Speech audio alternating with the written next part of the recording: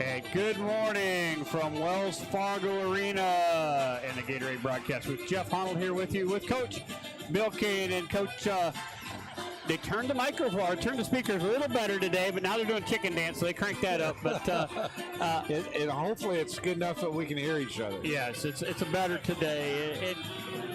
A rough day for us yesterday, no other way to put it, especially on this 1A bracket. We'll talk about that just a little bit, but we like the draws that most of the kids have gotten here in the second round. Yeah, I got a feeling that today could be just the opposite of yesterday. I think, if we can get a couple wins to start with, we can get on a roll and put quite a few together.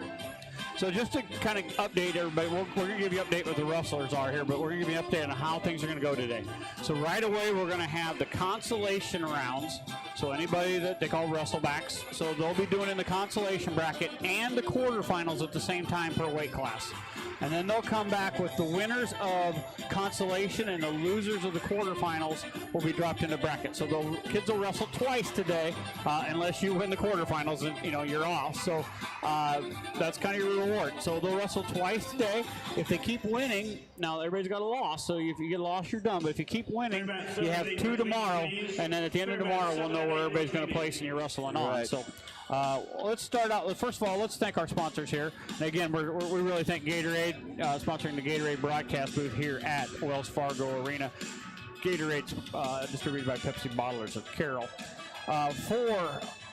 For letting us in here. I mean, it costs. We have to pay every day in order to be here. So we thank DR Electric, Clucky Custom LLC, Pi Electric, Western Iowa Networks, Haley Equipment, Champion Chrysler, Trivista, Mackey Motors, Audubon Rec Center, Regala Drywall, and helping us pay for the hotels and the meals and the incidentals and the bottomless wings we had last night. Pizza Ranch, Kits Plumbing and Heating, Carroll Cardinal Wrestling, Coon Bowl 3, Feld Security, Motor Inn, the Ludwig Ranch, Renditious Chiropractic, DMAC, Commercial Savings Bank, and Templeton Savings Bank. And then if you go check out the website, check out CB Sports Network, that website. It is awesome. But Tyler and Jeff and the gang have been working hard on that, and they've got everything set up there. And the website itself is sponsored by Western Iowa Networks, and we thank them for all their help with that. For the Coon Rapids wrestler, Mr. Doty, it'll be Coon Bowl will be sponsoring him. Corn Belt Telephone Cooperative is taking care of the ESAC wrestlers. Kemper Booster Club is covering the Kemper wrestlers. And in the afternoon session, the Carroll wrestlers are sponsored by the Carroll Booster Club. South Central Calhoun, they're covered by Mackey Motors, and then Audubon Rec Center was covering the Audubon kids. So we thank all our sponsors. Now let's cover, Coach, we're going to go over here how guys did and who they have matched up here. So we're going to start here with 106, and it'll be on mat 4 starting out today. And that will be Caleb Hoffman. He's a freshman. He lost by fall first round, so he's going to come back, and he's wrestling Malcolm of sorry, I got to pull down my sheet here. Malcolm of Wapsie Valley. That's what I had. He is the number 19, so it's going to be 20 versus 19 here. So that should be a good matchup. That should be favorable. Owen Neppel, he lost 13-3. He's going to be wrestling Mr. Knapp from Lisbon. So Owen, the 21st ranked wrestler, will be going against the freshman. 31-15, Mr. Knapp of Lisbon. That one could be a tough matchup. I mean, those Lisbon kids are taught well. There's a big tradition there, so he'll have his work cut out for him. For ESAC County, Braden Burns, he lost 5-2, and he's going to come back with Kincaid from Baxter. So Burns, the number 21st wrestler, is wrestling, sorry, I didn't write down Kincaid. He's the number 11 wrestler, 21-18. We have nobody at 126, so we're going to jump off to 132. And Riley Parkus lost 9-7 on a chance to get that takedown at the very end, really close. He's going to be taking on, he's the number 8, he's going to be taking number 23 ranked wrestler Wormley of North Mahaska. So, like Riley's chances here, expect him to be wrestling Saturday. Charlie Veit, another unexpected loss. He fell 9-4. So he's going to be wrestling Pfeiffer from Riverdale Highland. And Charlie, the number 7 wrestler, is going to be wrestling the number 24 wrestler coming in here. And Again, unexpected to see Charlie wrestle like that. I thought the first period was slow for Charlie, but second and third he wrestled a lot better. Just didn't have enough time to catch back up. Yeah, just didn't have enough time to get back on it. Another kid that I expect to see there Saturday. At 145, we have Brock Natras of South Central Calhoun. He lost 9-5. He's the 15th ranked wrestler. He's going to come in and wrestle number 16, Cassidy from Martinsdale St. Mary's. So another evenly matched group there. And nobody till 170, and that's when we'll have Will Healy. He lost 6-2. Healy comes back with Anderson from South Hamilton. So Healy, the 23-ranked wrestler, will take on number 9, Anderson. And then at 182, we have Raiden Doty from Coon Rapids Baird, and he lost by fall. He'll be taking on the number 2 ranked wrestler, Bloker of North Butler, Clarksville, that has a extremely hurt shoulder. He may not show. Coach, you and I are kind of debating about whether he's going to show, but if he does, he is severely hampered with that shoulder. So, you know, you got to think that Raiden has a good shot there. Again, we'll go over this session for you. We're at 8 mats today. So we'll start at 9 a.m. 9 a.m. the first session will start. And it's Class 1A, second round consolations and quarterfinals. Then we're going to have the third round consolations. So that will go up to 12:30. And then we'll be taking a break. We'll come back at 1:30 and we'll have the exact same thing. All of the Carroll wrestlers are in the consolation round. So we'll have the second round consolations and quarterfinals, then third round consolations. So we'll have everything set up for tomorrow's wrestling, which will start again at 9 a.m. for Class 1A, and that'll be consolations and semifinals, and then back with fifth place. So they're only wrestling twice a day. I kind of like this format of twice a day wrestling. It's not as hard on the kids, what we used to call Bloody Saturday, where they had to wrestle 4, 5, 6 times. Now they're just wrestling 2 per day. Even into Saturday, they really may only have to wrestle 3 if they're getting third, but really taking the load off these kids. Yes, it is much nicer for them. So we're getting ready to go here. We got just a little bit of time. We're going to step away. We're going to listen to Riley Parkis's interview here, and we'll come back with more with wrestling here in a short bit. Jeff Blankman, joined by Riley Parkis here on the Carroll Broadcasting Sports Network YouTube channel. Of course, we're down here at the state wrestling tournament, and Riley and I talking before everything gets underway. First of all, Riley, congratulations on qualifying for state, and congratulations as well as getting that one of those top 8 seeds to be able to get that bye in the first round. Yep, thank you much. You bet, Riley. What's the feeling like for you to get down here to state this season? Oh, I'm ecstatic, you know, similar emotions to last year, but, you know, this year I got bigger goals. What did you take away from the experiences of being down here last year that you think will help you in preparations just on the mental side of things? It's just completely different experience, warming up in front of everybody, you know, cutting weight in a hotel, stuff like that. So it helps having the experience for sure. What did you do throughout the week to kind of get yourself ready for the meet coming down here starting on Wednesday? I'll just keep sticking to the same routine, you know. We always do the same practice before every tournament, so just keep doing what we're doing, keep wrestling our matches. What is the goal for you down here this season? Definitely place. Last year I was content with making it, and not this year. What do you got to do differently then to place this year? If last year you were content on making it, how do you switch that in the mind? I just got to stay hungry, you know. Let's talk about the season as a whole for you. How did you feel like you wrestled this year, sitting 35-5, coming down here to the state tournament? So how did you feel like you wrestled so far this season? Just my senior year, you know, I had a lot of experience, and I wrestled confident all year. 4 of my losses were to state finalists, so definitely haven't lost many matches to anybody with not big names. What did you take away from those matches that you feel like has helped to make you a better wrestler this season? I got to stay on the gas. The top wrestlers, they don't stop ever, you know. They keep the pace high. What do you do condition wise, and what did you do during the season and off season to get yourself in shape to be able to do that? Running on weekends, but I think the best way to get into wrestling shape is to wrestle hard. So in practice, just wrestle live hard. Best way to get in shape. Who do you wrestle with? Who's your practice partner? Oh, shout out Jake Houseman, best partner around. Why do you say that? What is it about him that you enjoy working with him so much? Oh, just you got to have chemistry with your partner, and we definitely have that. You got to keep having fun throughout the whole season because, it's a grind, long season. Having a good partner keeps the moods high. You mentioned got to have fun because it is a grind. It's a long season. It's a hard season. What do you guys do to kind of stay loose and have some fun? Oh, the showers are always fun. The bus rides are fun. And definitely not cutting to 26 is a lot more fun than staying at 32. What is it about 32 that you like more than 26? Oh, bigger meals. Did you make that decision right away after last season that you wanted to be up? Yeah, I went into the season with a high focus on keeping fun.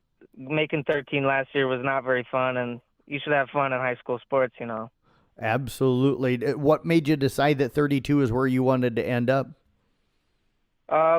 Making weight and not feeling like death. Wrestling.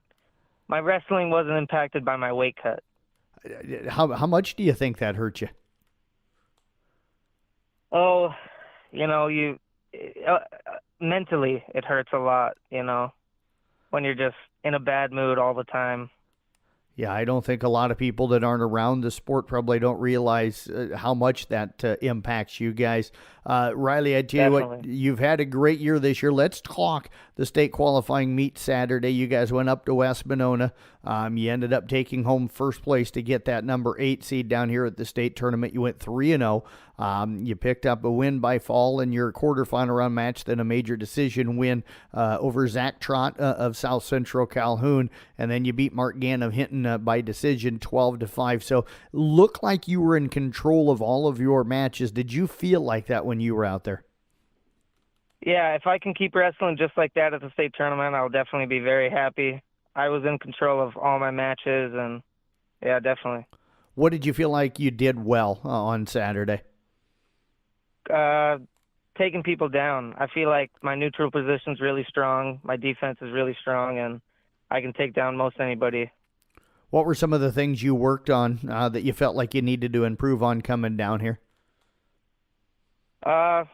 Always a high focus on bottom position for me because I get ridden out a lot, and I have in past years, but we've definitely improved on that a lot.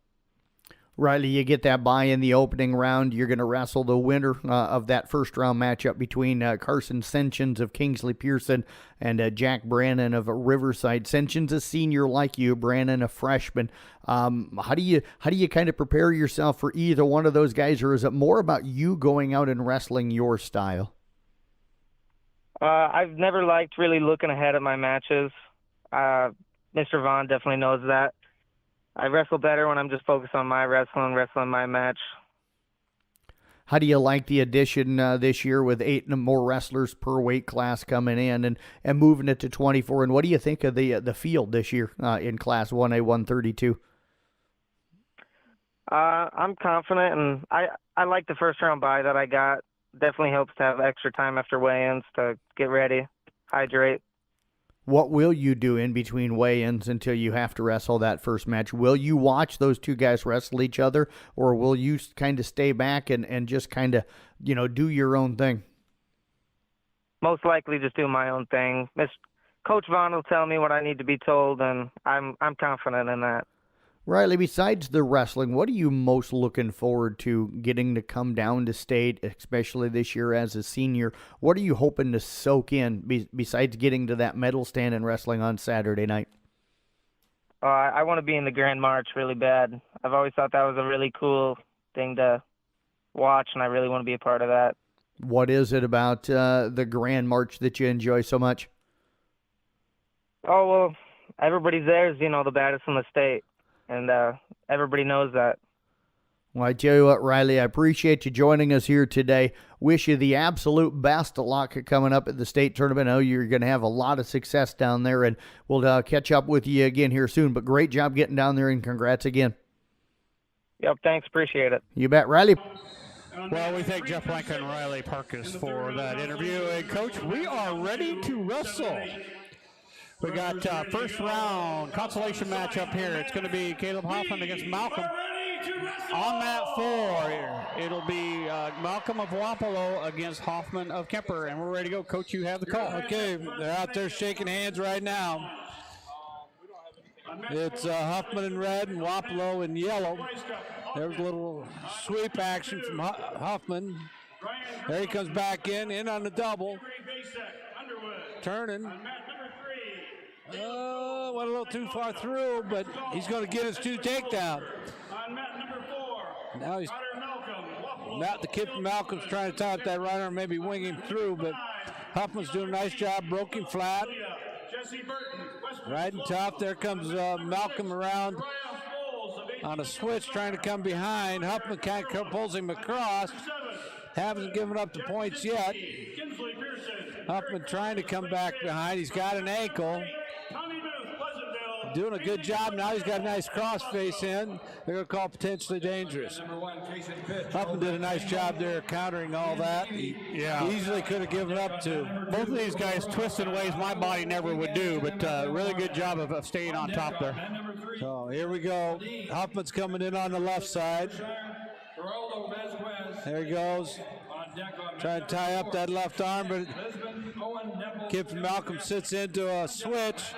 Hoffman's steps across with a leg. He's going to stop him coming through now. Malcolm's coming around the other side. Now they're going to come to their feet, and it's going to be an escape, so it's now 2-1. Hoffman tried to get back in on a double. 45 seconds to go. Now it's the kid from Malcolm shooting in on a fireman's.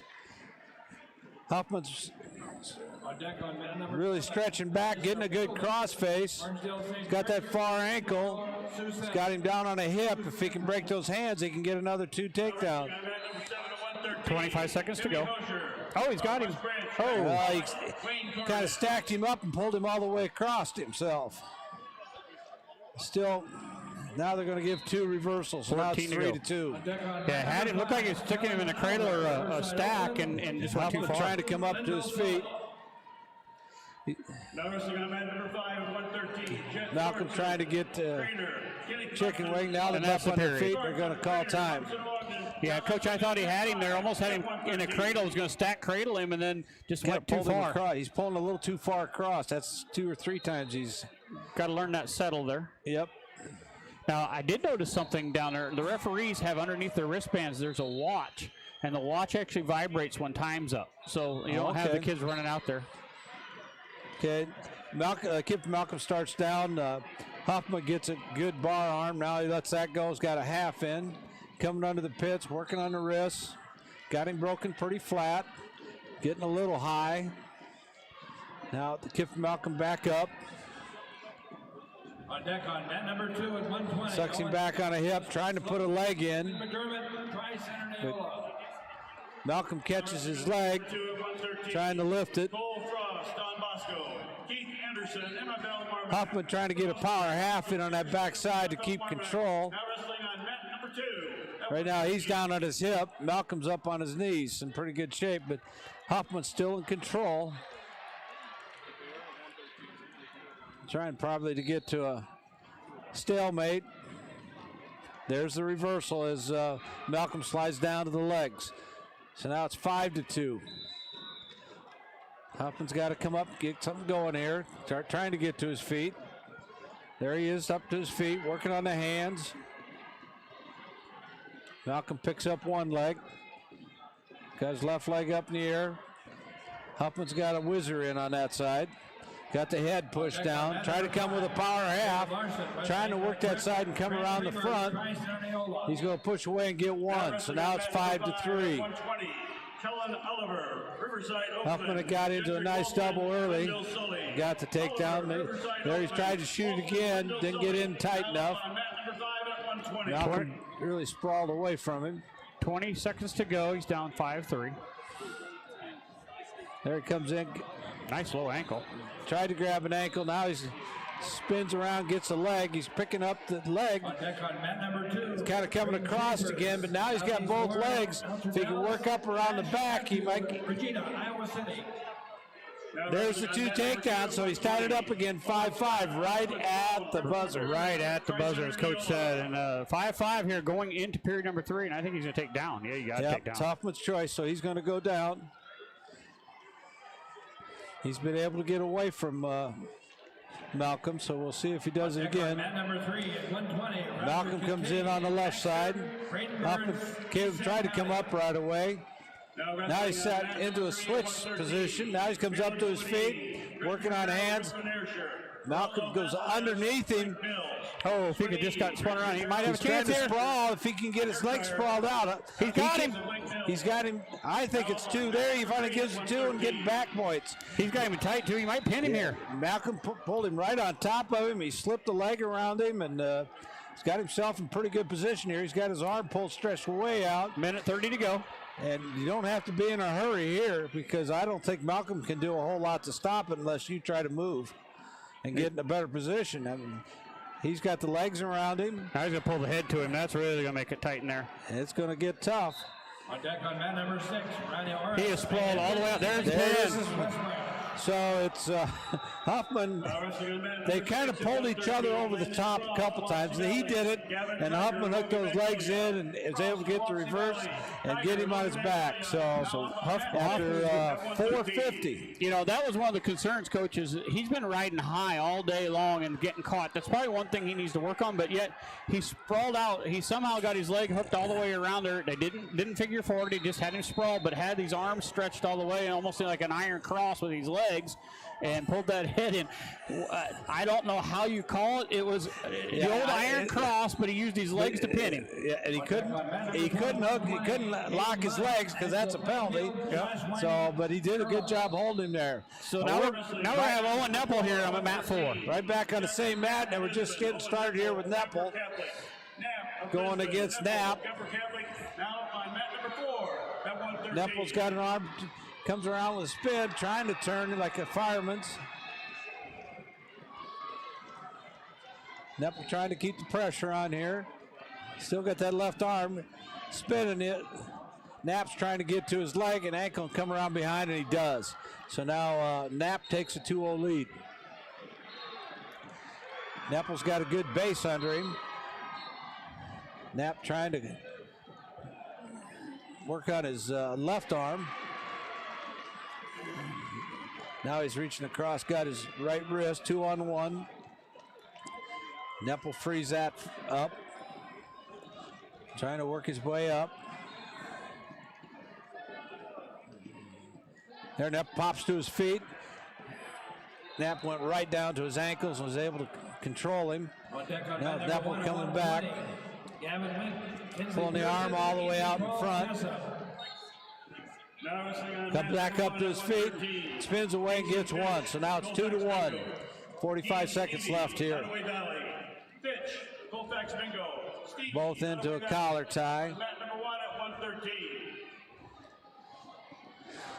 Just kind of feeling each other out again. There comes a shot by Knapp. Nepple into a crossface. Trying to take a headlock. Trying to pull him under. Knapp trying to free his head. Nepple's really cranking that head, but I think it's a slip out. There he pops the head free, so there's going to be 2 takedowns for Knapp. Now it's 4-1. Yeah, if he could have pulled that through, he might have got 5-point move. That's going to be that first That's the period. end of the period. So Nepple down by a score of 4-1. You know, Nepple's wrestling really well. He's wrestling number 11 wrestler here. It's going to be Knapp's choice. He's going to go down. Now wrestling on mat number 5 at 126. He's set. Here comes Nepple in on the left side. Tried to come up right away. Nepple drove him right back into the mat. He's got a good, nice, tight waist. Working on the left arm a little bit. Hooks up the ankle. On deck on mat number 8 at 120, Braxton Borman. Every time Knapp tries to come up, Nepple just takes that arm. Now he's gotten up to his feet, hits a standing switch, and he's going to come around for 2. So now it's 6-1. Knapp ahead of Nepple. Minute 33 to go here in a second. Nepple's got a good base, but he's trying to. Knapp's kind of tying up his right arm now. Coming underneath.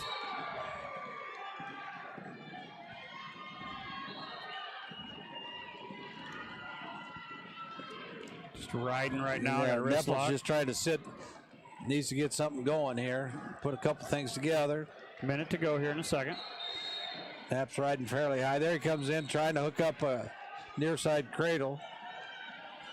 Nepple. Oh, Nepple, if he can hold this there, has got him.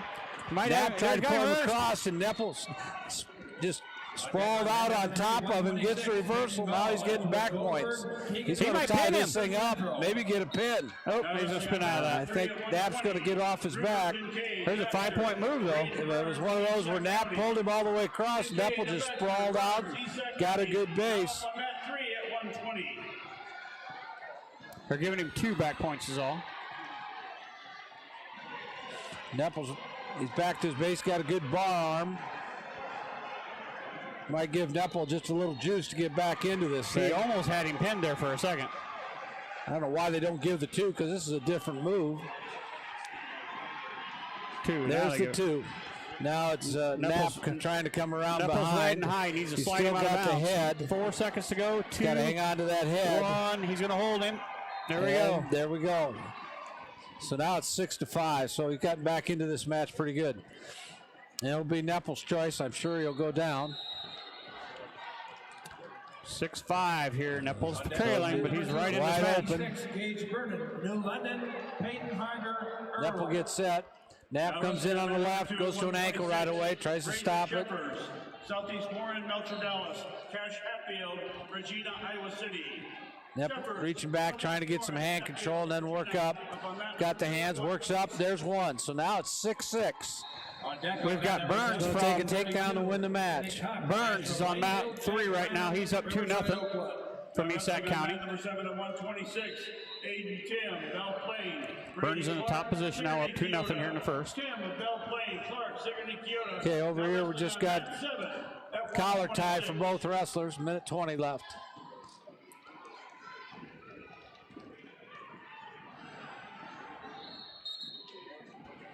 Burns just doing a nice tight waist ride, working a chicken wing.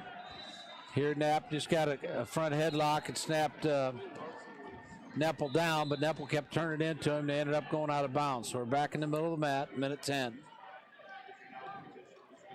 So we got mats 3 and 4 across from each other. We're going to watch both of them. There's Nepple into a fireman's if he can finish it. Knapp's trying to suck him back. Nepple's got to get one of the 2 arms free. There's 2 takedown for Knapp. Burns doing a double chicken wing now, trying to tilt him back into him. Still up 2-0. Now he's walking the head. There's Knapp back up on top. Got a chicken wing in on the right side. They're going to call potentially dangerous. 39 seconds left. Knapp doing a great job of just riding, or Burns, I'm sorry, doing a great job of just riding this one for IHSAA County, up 2-0 with no time left here in the first period. So he's going to go in the second, leading 2-0. Number 1 at 132, Logan Christophe, West Branch, Sam Meyer, St. Edmund. Okay, again, Owen Nepple will be down, trailing 8-6. Comes Knapp in on top. Knapp grabs the ankle. Nepple tried to get up to his feet. Stopped and stand up with that ankle. Now he's reaching around the top. He's got Knapp getting a little high again. Burns from IHSAA, who started on our feet. He did a snap by, but wasn't able to get takedown. We're still on our feet. Central Community, Elkader, Luke Guzman, Highland Riverside. Foreman, Central Community, Guzman of Highland Riverside. Nepple sat into a, I'm not sure what he called. 2 takedown. Burns now. Oh, Burns has a takedown there on mat number 2. It's up 4-0. Now he gives up and escapes. So That's going to end the match. official put up his hand scoring points, but I don't know. It says 8-6 on the scoreboard. So Owen Neppel's going to fall to Knapp from Lisbon by a score of 8-6. Burns now has a shot coming on him. He's got putting in a 3/4 off that single leg. He's cranking the neck right now, trying to get around the front side. He's up 4-1 right now. He's wrestling Kincaid from Baxter. He got away from it. Still 4-1 now. Now we got a knee injury, looks like. Yeah, Burns came in low shot on his knee, and he's down. They're going to have the trainers look at him up 4-1. But let's talk about Owen Neppel here quick. What a gutsy match. What a gutsy match Owen had there. He just kept coming back, did a nice job. That's going to do wonders for him in the future. That was a gutsy match against a really good wrestler.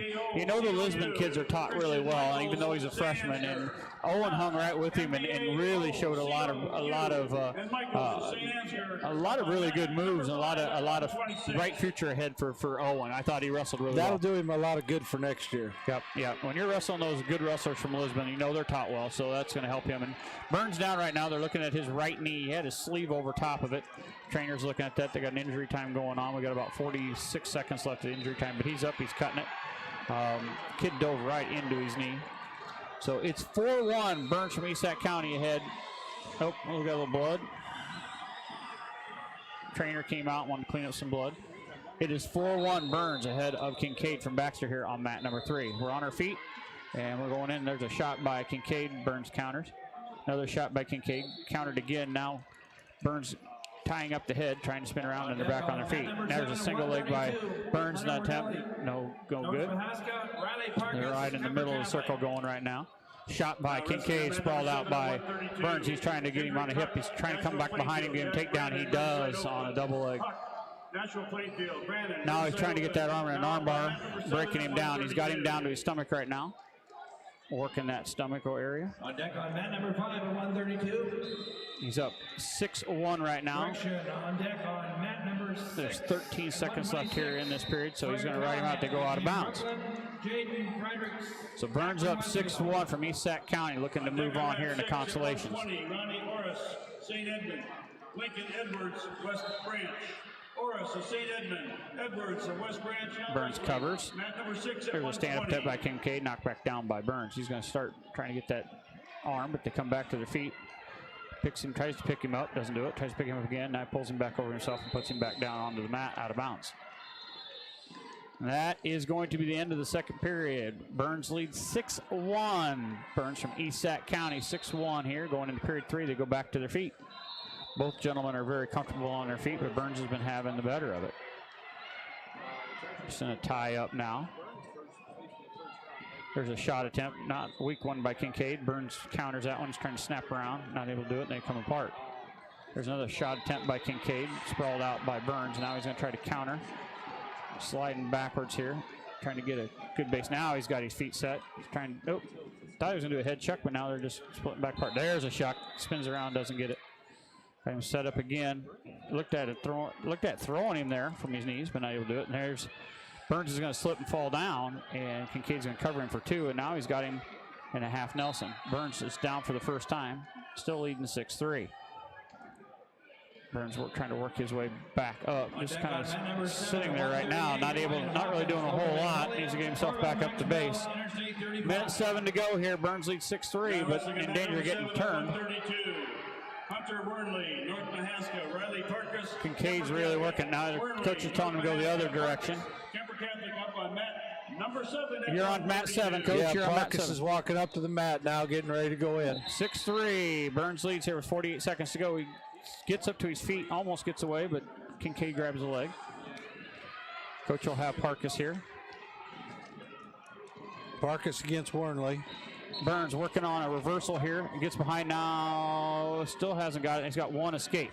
So 7-3 is our match right now with 27 seconds to go. Burns driving forward, not stalling. He's going after it here. 7-3. There's a block, a counter from Kincaid. Burns snapping. Burns in the all black with the red stripes. East Sac County here. Parkus 10 seconds to go. 10 seconds here in this Burns match. Down to 5. He's up 7-3. He's got a little cushion here. Just doesn't want to give a 5-point move. And there, no takedown. That's going to do it. So Burns going to move on 7-3. Go ahead, Coach. Okay, Parkers, they're just into ties and pushing each other around a little bit. There's Wernley tried to drop down a little bit. Parkers blocked him right off. Again, there's Parkers, shoots in on that left leg, didn't quite get deep enough. Wernley's able out. There's Parkers in on a nice double, working in deeper. Still in on it.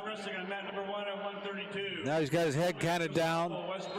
They try and work back out of there. Wernley's trying to get into blocking the front.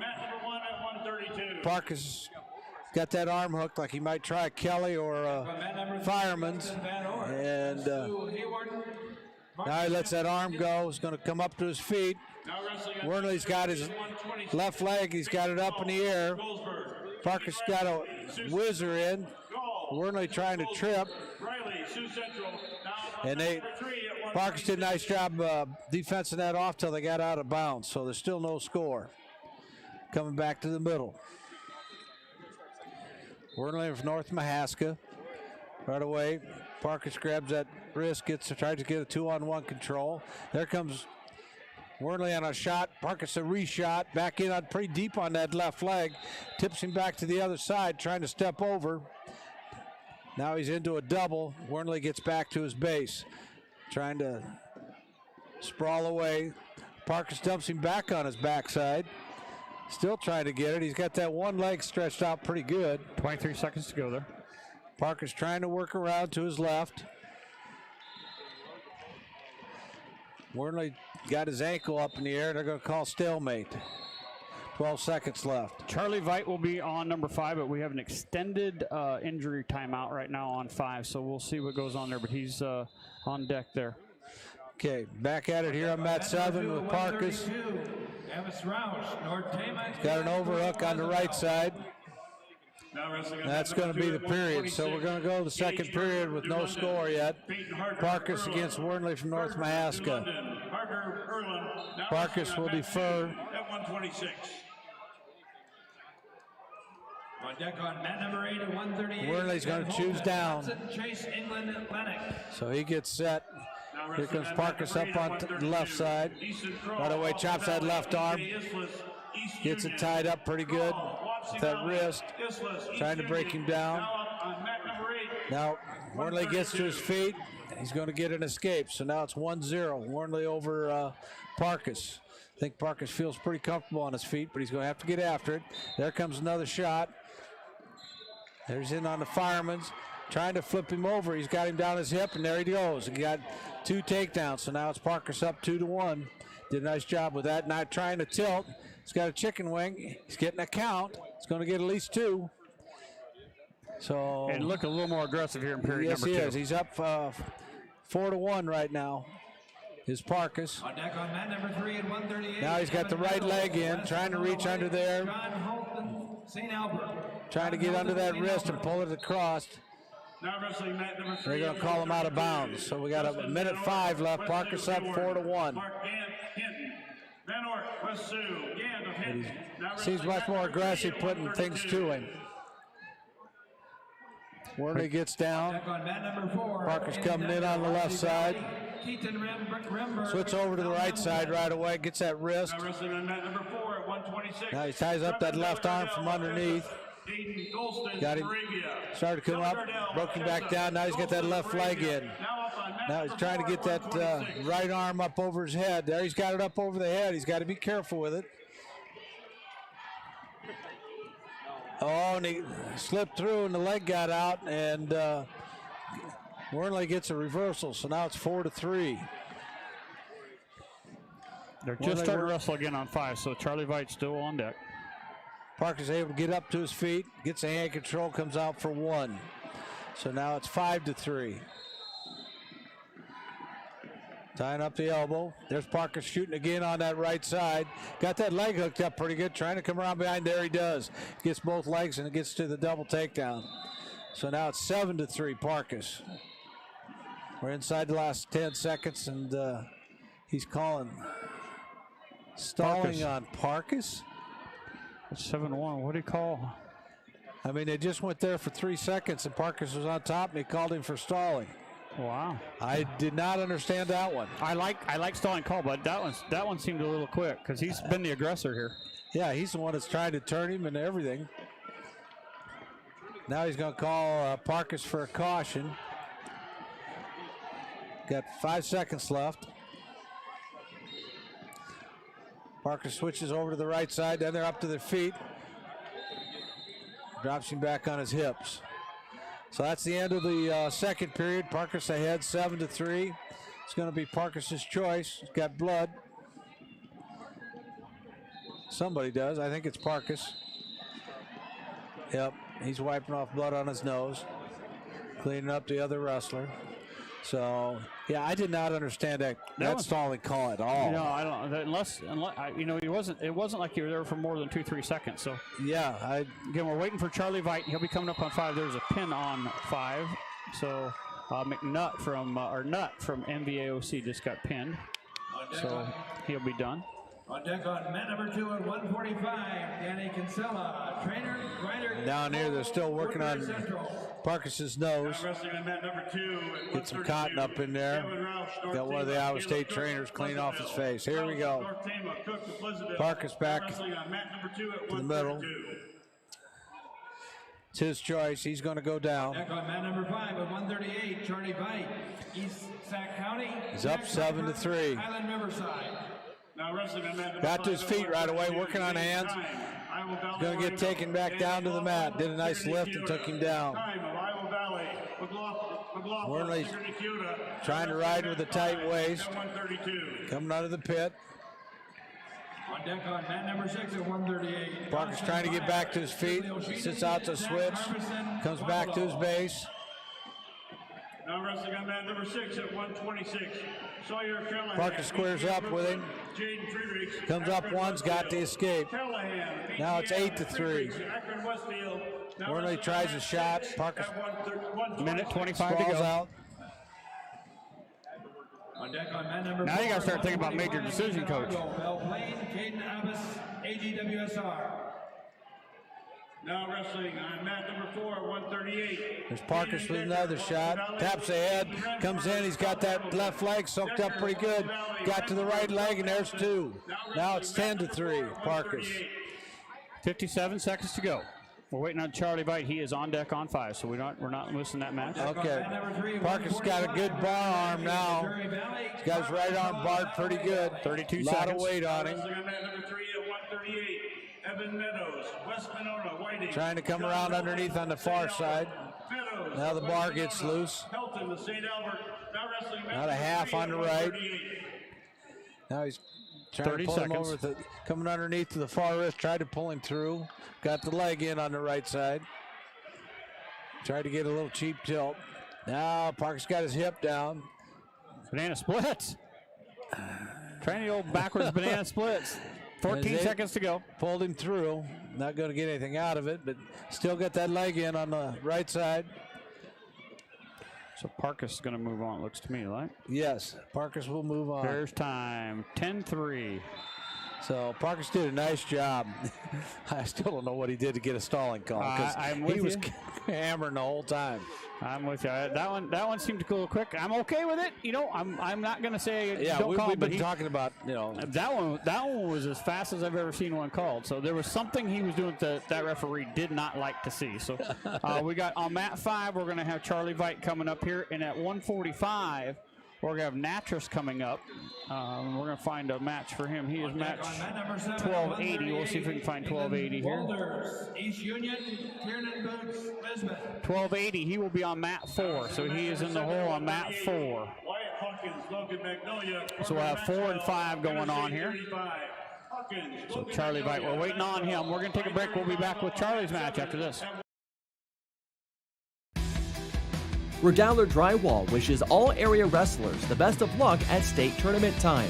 The Regaler family proudly supports wrestling as a sport to build character and self-discipline. Each wrestler is an important component to the team. Whether you are building or remodeling, make sure you have Regaler Drywall on your team. When you want nothing but the best, contact Mark for an estimate on your job.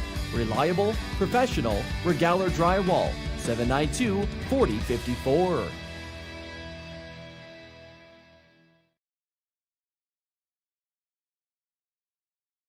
Your home for family fun and entertainment is the Audubon Recreation Center. There's an endless array of activities for fitness and to have fun. Take a swing in the batting cage. Well, we're coming back here. There was a quick pin here on number 5. So Charlie will be next up. We don't want to miss out on it, so sorry about cutting that commercial off. But Charlie Veit will be on mat number 4. Taking on Pfeiffer from Highland Riverside. Charlie's on mat 5, mat number 5, and then Natras from South Central Calhoun will be coming up on mat number 4. And then we'll have a little bit of break. We have a couple weight classes off, then we'll come back here at 170 with Wheatley. So who do we have at 170? Healy will be at 170 for Kemper. So Charlie Veit here just checking in. Yep, his opponent's already out on the mat. I really like Charlie. Charlie's attitude today was really good. Cracked a joke at me, and he said he wanted to go with us. I was telling his coaches we had endless chicken wings, and he said he's with us the rest of the week after Saturday. So, okay, we're in here shaking hands. And whistle, away we go. Snapped right in, went in on a leg, got in on a double, got him wrapped up, took him right back down. They had a 1 count on the back, but didn't get enough. Or did he?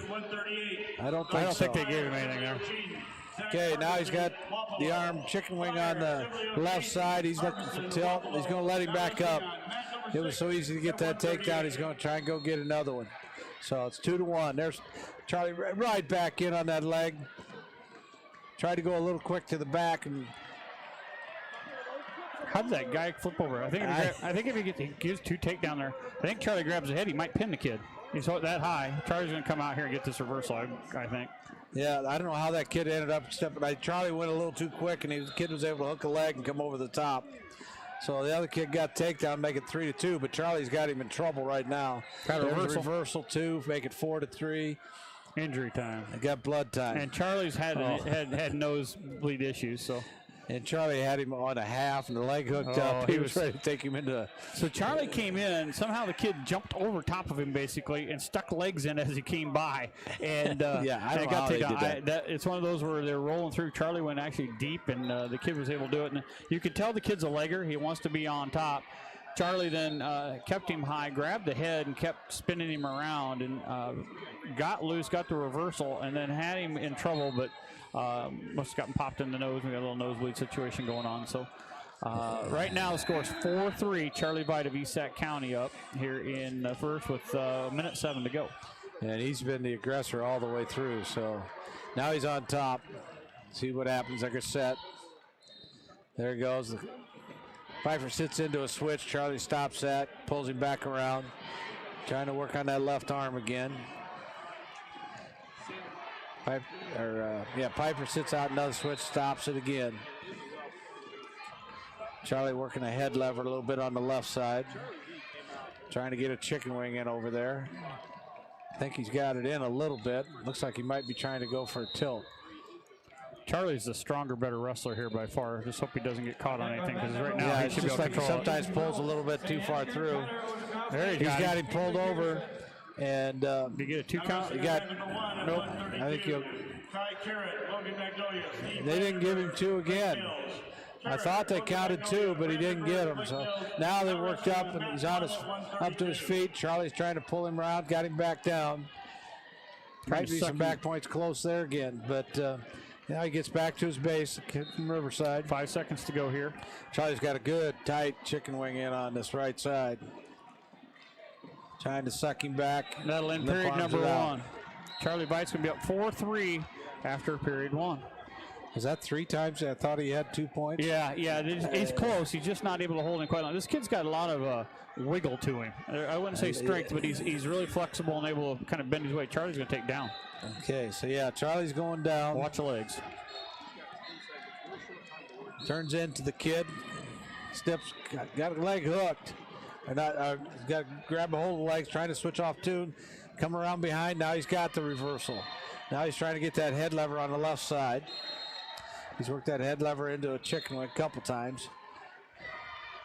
He's got it.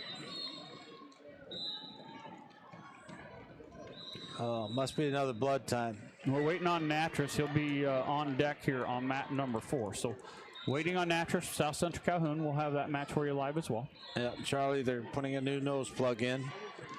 And Charlie's had issues with that. Remember last year, he was pretty bad. So tough kid though. Boy, is he just a nice, quiet kid. I like he's to always got that smile. I like to pimp him because you get a pretty good smile out of him every time. Yeah, heck of a football player as well. Just one of those tough-nosed kids that's willing to stick his nose in there and go after it. So I really like teasing him. Okay, cleaning up the mat now, trying to get a new plug in. Charlie's coming back out, ready to go. So we got Natras should be on deck now on mat number 4. Okay, coming back out. Pfeiffer's down set. Charlie coming in on top on the left side. Into that head lever again. Got him down with a head lever. See if he switches back to that chicken wing. He's got the chicken wing in. Now Pfeiffer sits out. Charlie's got the tight waist. Tried to roll him.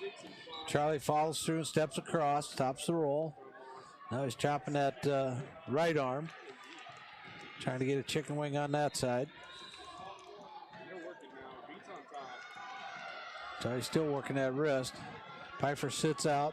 Charlie's going to let him go. Well, they didn't give the one. That's good. Charlie still got control, eating up time. 58 seconds to go. Now they're going to give the one. Pfeiffer trying to come with an underhook, trying to get a double underhook on Charlie. Charlie box down, gets the leg, got one, got two.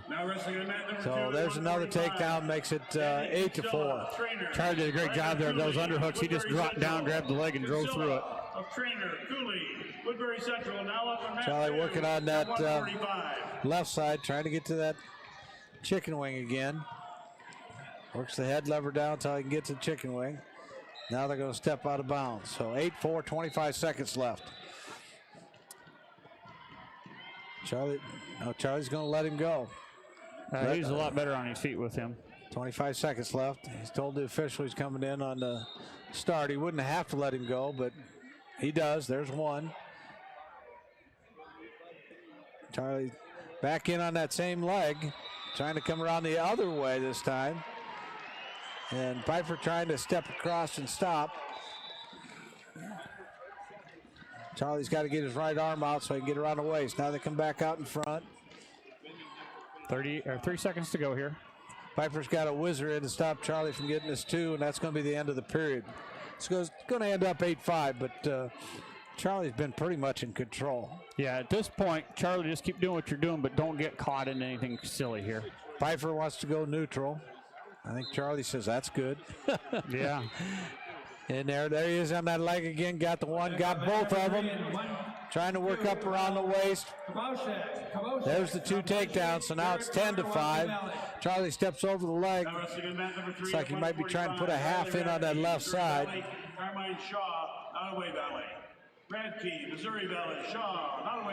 Now he gets back, Pfeiffer gets back to his base.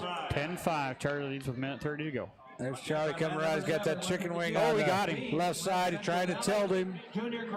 Coming far enough around with it. Boy, this referee does not give. He's tight. Officials down there looking but not counting. And they roll all the way through. Charlie back on that left side. He's got that head lever. Pfeiffer still sits out but comes right back to the base. Charlie just stops that with that tight waist. So close to back point so many times. Yeah, he's got the chicken wing again on the left side. Now Pfeiffer sits out. He sucks him back, steps across. Almost had him on his back again, but now he steps across. Now it's Pfeiffer going to come across on top. Charlie's going to give up 2 reversal there. Not very happy with himself. 10-7. Still 46 seconds left. Still in control of this thing. Yeah, he just can't get caught. 45. He's on the bottom. Just needs to come up and get out. We got blood Kid's trying time to come on with a 4. 3/4. Got blood time on 4. So Natras still waiting to come Sits out. Got the head. Oh, get him. Got the head. Got the reversal. Got a getting headlock. back points. Got that headlock tight. Now put him away. There's the fall. That's what he needed. So that's 5:30 for the fall for Charlie. So he'll move on. And our guys have really looked good so far this afternoon, Coach, or this morning. We're going to go now to Natras. He's going to be up here on mat number 4, but they got a injury time, so we're going to take a break. We'll be back.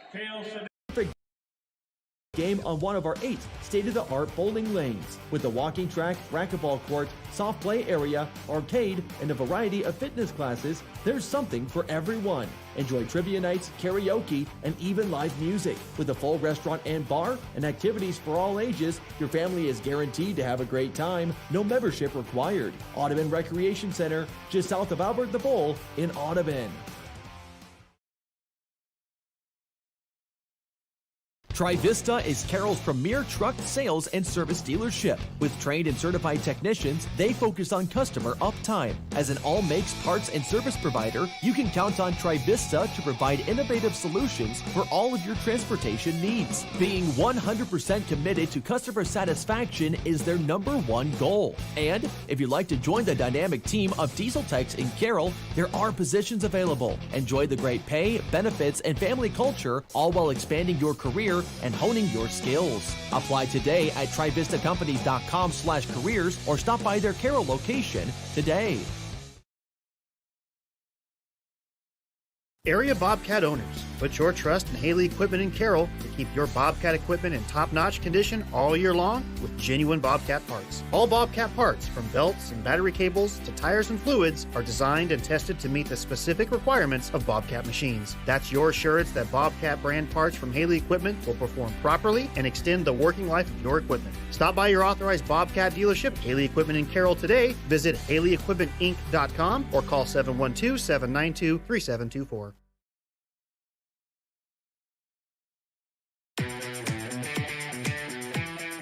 Teamwork is key to success. Hi, this is Amber Maloney at Champion of Rockwell City. We have the same philosophy. We have an amazing team of technicians, sales, and customer specialists to help you. If you're looking for a vehicle, all of our prices are clearly marked. It's no hassle pricing. In service, you get honest answers and no games, where winning service is what you can expect. We are located off the square in Rockwell City, or visit us on the web. Champion, your Chrysler, Dodge, Jeep, and Ram dealer, where everybody wins.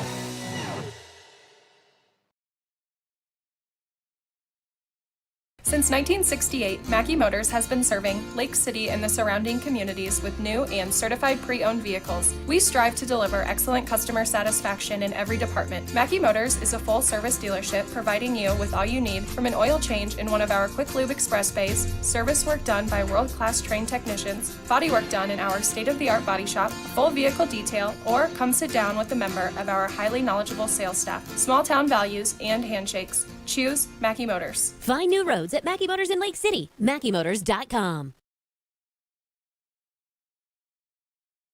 There are some real advantages to living in rural Iowa. The wide open spaces, the beautiful countryside, the really bad internet. Well, with Western Iowa Network's expansion in rural Carroll and Crawford County, really bad internet is a thing of the past. Slow speeds, thing of the past. Loss of internet during storms, thing of the past. Free construction to home and free installation, plus you can bundle phone, internet, and TV. Save $10 off per month for 2 years when you sign up today. Visit westinet.com and make slow rural internet a thing of the past. Welcome back here to Wells Fargo Arena and the Gatorade broadcast booth. Gatorade distributed by Pepsi bottlers in Carroll. Recap for you at 106. It was Hoffman of Kemper winning by fall, so he's moving on to the next round. We lost Neppel of Kemper. He fell 8-6 in his wrestle back attempt. And then we had Parkas. He won 10-3 from Kemper, so he's moving on. We'll get all the updates on who guys are wrestling here in a little bit. And then you just heard Charlie Veit with the pin in 5:30, so he is moving on as well from East Sac County. So a couple of our area guys still, we got 3 out of 4 so far, 4 out of 5. So what did I miss? Piper Veit, we got 4 out of 5 so far that have moved on. Waiting on our 145 bout. That'll be bout number 1280. That is Natras from South Central Calhoun taking on Cassidy from Martinsdale St. Mary. It's 15 versus 16. They are on right now. So, Coach, you got them. And Number 4 at 145, Brock Natras. got to put a word in. One of the coaches for Martindale St. Mary's is Alex Schmitz, who was down here state tournament several times for Kemper. He's now a coach in Martindale. But it's Natras taking on a wrestler from Martindale, Cassidy. They're both in a tie. Now it's Cassidy drops down to the leg. He's got them both wrapped up, but Natras able to hang on to an ankle. Cassidy's going to slide out of bounds with him. All right, so we're back neutral. There comes Natras trying to get a shot, not getting in. Cassidy just sprawls out. There's Cassidy back in on that right leg. Give him to the left leg. He's got the 2 takedown. Nice low single, switch it off to the double. Now it's Cassidy working on that left arm a little bit, trying to go ahead lever. Number 2 and 152, Kyle Bucknell, Jessup, Jackson, Terry, Nashua, Plainfield. Now comes up.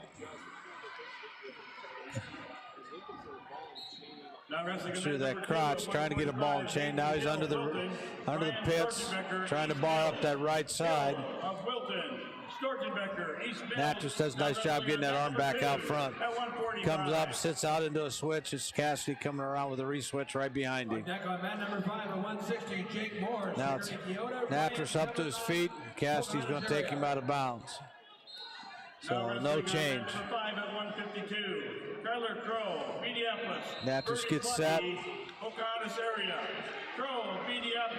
Cassidy hit up on top. Natras came up quick, but went right back down. Cassidy's got him pretty flat right now. 25 seconds to go. Cassidy trying to work on that left arm. Now reaches across to the far side, trying to suck it under. Can't get it. Trying to get a bar on the right side. Slips that leg in on the right side. On deck on mat number 3 at 160. That's going to be the end of the first period with Cassidy leading by a score of 2-0. Kyle Koboshek, South Wenatchee. Garrett Miller, Wapsie Valley. Koboshek, South Wenatchee. Natras chooses neutral. Up on mat number 3. So we're both back on our feet, and here we go. There, Natras goes with a shot. Cassidy just sprawls away. Natras couldn't get deep enough. He's got an overhook. There's Cassidy on a shot. Switches off to double. Official gave 2 and then wiped it off. Now he gives him 2 back again. So now it's 4-0 Cassidy over Natras. Cassidy working on that left arm. Trying to put a half in on the right. Now he's got the wrist, trying to pull it back. Cassidy riding pretty tough with those hips. Keeping Natras' arms pulled back. Now Natras gets the arms out in front, tries to sit out to a switch. Cassidy just sucks him under. They're going to slide out of bounds with 1:07, 4-0. Cassidy over Natras. Cassidy from Martindale St. Mary's. Natras gets set. Cassidy coming in on the right side. Gets to his feet. Cassidy gets an ankle, takes him back down. Now he's tying up that left arm.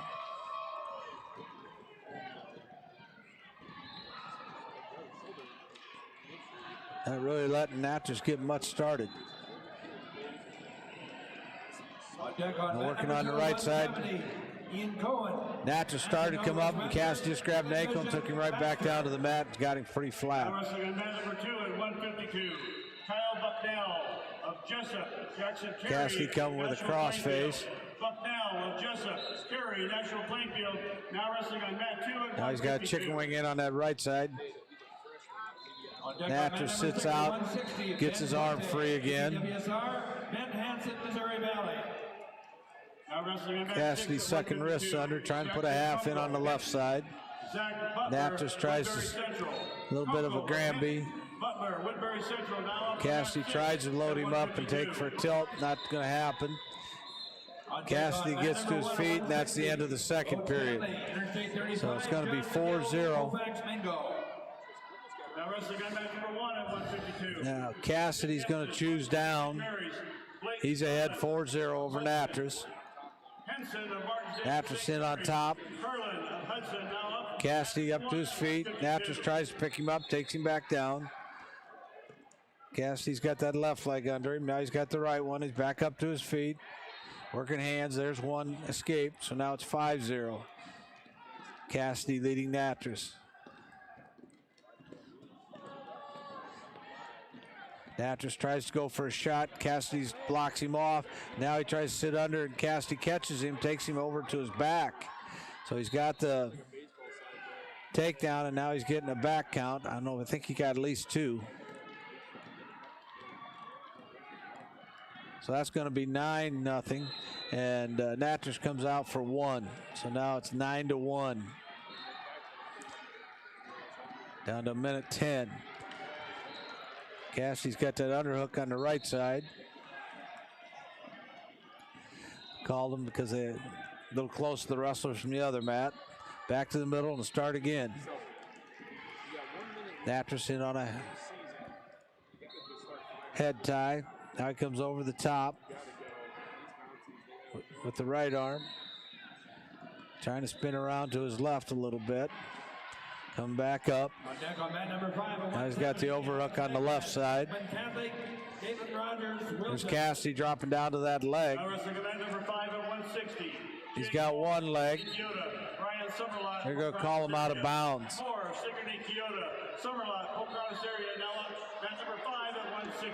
He's very close to having both ankles have that takedown. But now we're back in the middle, starting again. Cassidy with that underhook on the left side. That's where he kind of sets up that takedown, where he gets down to that leg. Now they break apart. Little dancing around. There comes Cassidy in on a shot. Natras did a nice job sprawling back, gets far enough back. Cassidy went back, and Natras slips down, and Cassidy coming around behind. So now it's 11-1. Got 8 seconds left here. It's just a tough matchup here for Natras. It's evenly matched, 15-16, but Cassidy just seemed to be just a little bit quicker tonight. Yes. So Natras set. Here comes Cassidy in on the left, on the right. Slits over to the left. Natras comes up. Cassidy takes him back down to the mat, and that's going to be the match. So it's going to be Cassidy from Martindale St. Mary's over Natras from South Central Calhoun by a score of 11-1. So waiting yet on the mat assignment for Healy from Kemper. Let's see if I can get that pulled up. Oh, here we go. Will Healy will be on mat number 6.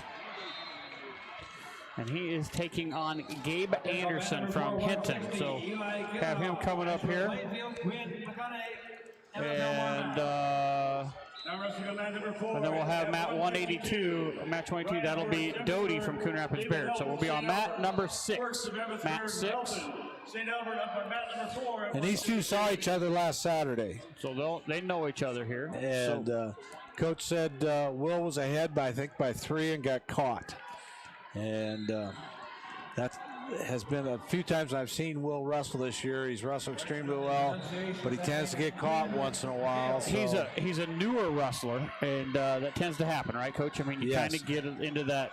But he's always very aggressive, and he sometimes goes a little too far. So he is in the hole right now on mat number 6. So he's in the hole. I'm going to give you some quick updates on our matchups coming up. So let's go back to 106. And it is going to be Hoffman of Kemper taking on Cool of Loma. He is a junior, 33-1. So that will be Hoffman at 19 against the number 11 ranked Cool from Loma. At 120, it's going to be Burns from Kemper. I'm sorry, Burns from East Sac County, the 21st ranked wrestler. He won 7-3. He'll be taking on Winey from Earlham. He's a freshman. He's 30-16. So it'll be 21 in Burns taking on 20 for Winey. We go jump up to 132, and it's going to be Riley Parkus of Kemper. He's going to be taking on the number 16th ranked Brandenburg from Lake Mills, 33-5 as a freshman. Then at 138, it's going to be Charlie Veit. number 7th ranked wrestler, taking on the number 18th ranked wrestler, Holton from Hudson. He's a senior at 41-10. So you look at those matchups coming up here in the next round, that's very favorable matchups there. So, things are going pretty well here in the second round. We've lost two wrestlers so far in this round. We'll start with at 113. It was Owen Nepple wrestling really well, losing to Knapp from Lisbon 8-6, but a very good match out of Owen, should serve him well. And then the one match you just heard, it was Brock Natras from South Central Calhoun falling 11-1 from Cassidy from Martinsdale St. Mary. So those two guys, as tournament time comes to an end, but both of them gained very good experience here. And Natras, just a junior, so he'll be back. And you look at Owen Nepple, sophomore. So great experience down here. Both wrestled well, just not able to finish the deal. But again, good. We are waiting on Will Healy from Kemper. He'll be at 170. Coach, we'll go through it one more time here. We got the matchups for later on tonight, but just you can kind of listen through and we'll give it to you. But at 106, Hoffman from Kemper is going to be taking on Kuhl from Loma, so they know each other well. That'll be 19 taking on 11, so it'll be Kuhl, Kuhl, from Loma, and Hoffman.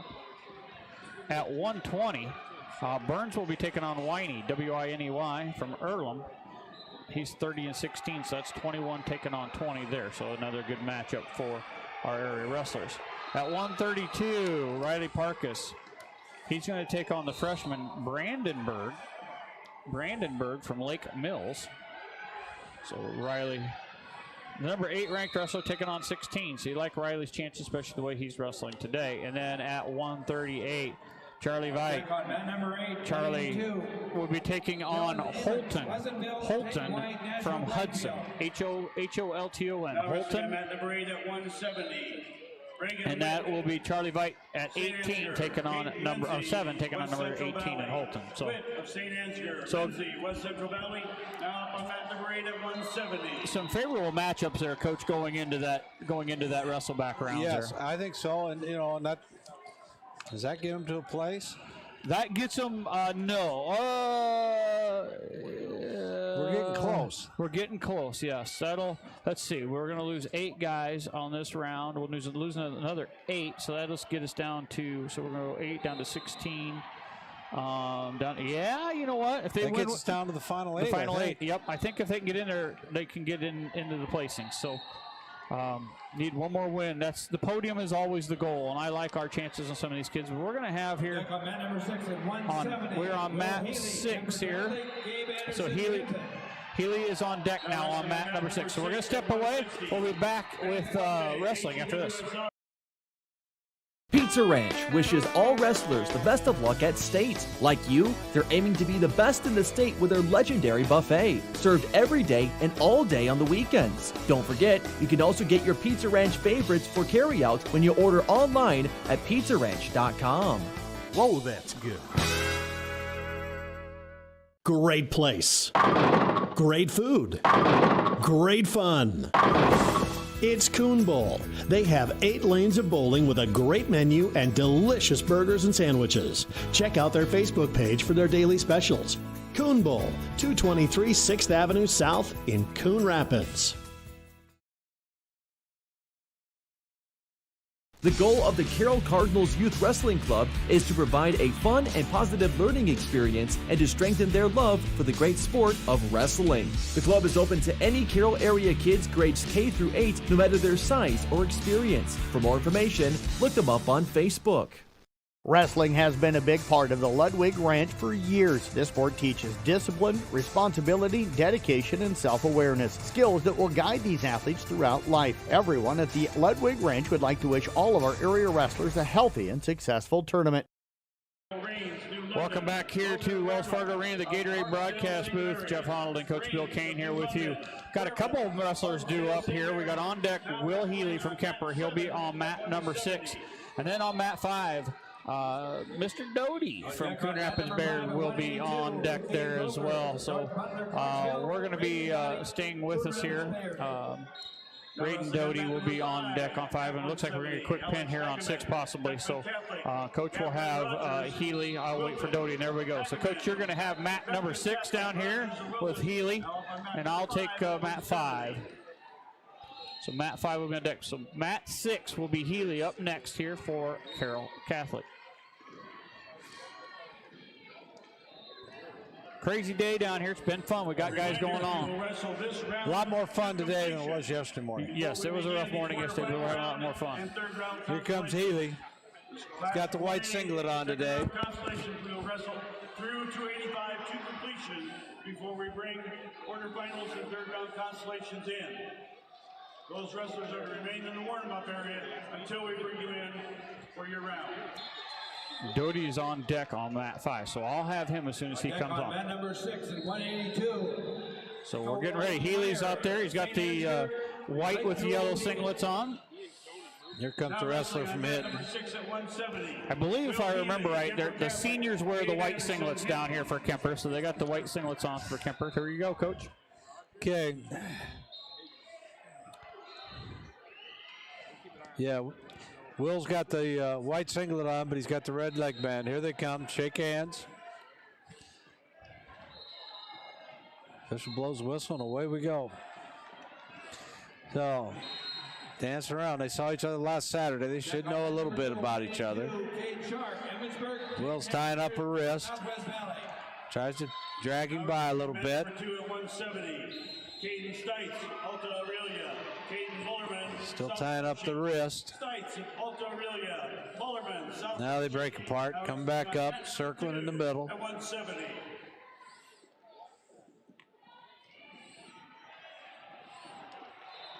On deck on mat number 4, 182, Creighton Kelly, West Hancock. Just kind of turning the circle, just kind of not a whole lot of action from either one. There, Will tried a little bit of a snap down. Got a collar tie on, still got that. Snap down again, but not enough to get him broke down. Nashville Plainfield, Mageo, MFL Marmac, up on mat number 4 at 160. Circling back to the middle. Haven't had a shot from either one yet.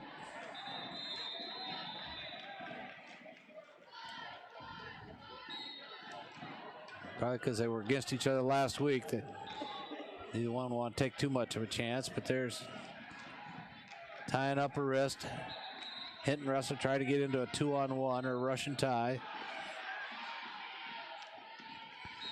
Will gets it free. Back to a collar tie.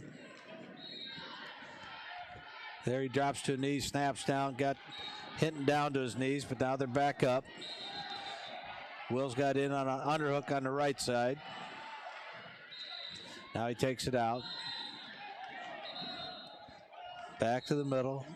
10 seconds left. Not a whole lot of action here. There's a shot from the Hinton wrestler, but Will sprawls it back. Now Will goes into his shot and then a sprawl back from there.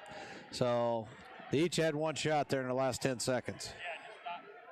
Just not able to do anything there, and 0-0 going into the second. So entertaining matchup so far, though. But yeah, Anderson got the choice, and he deferred. Will's going to go down.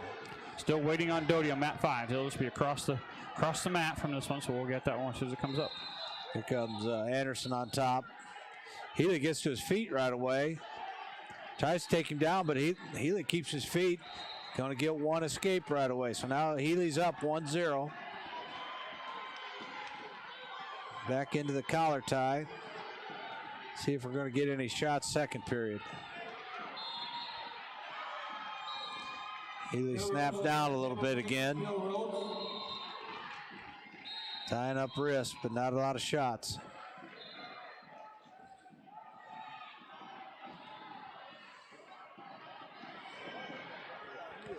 Officials trying to talk him into a little action. There's a snap down by Healy.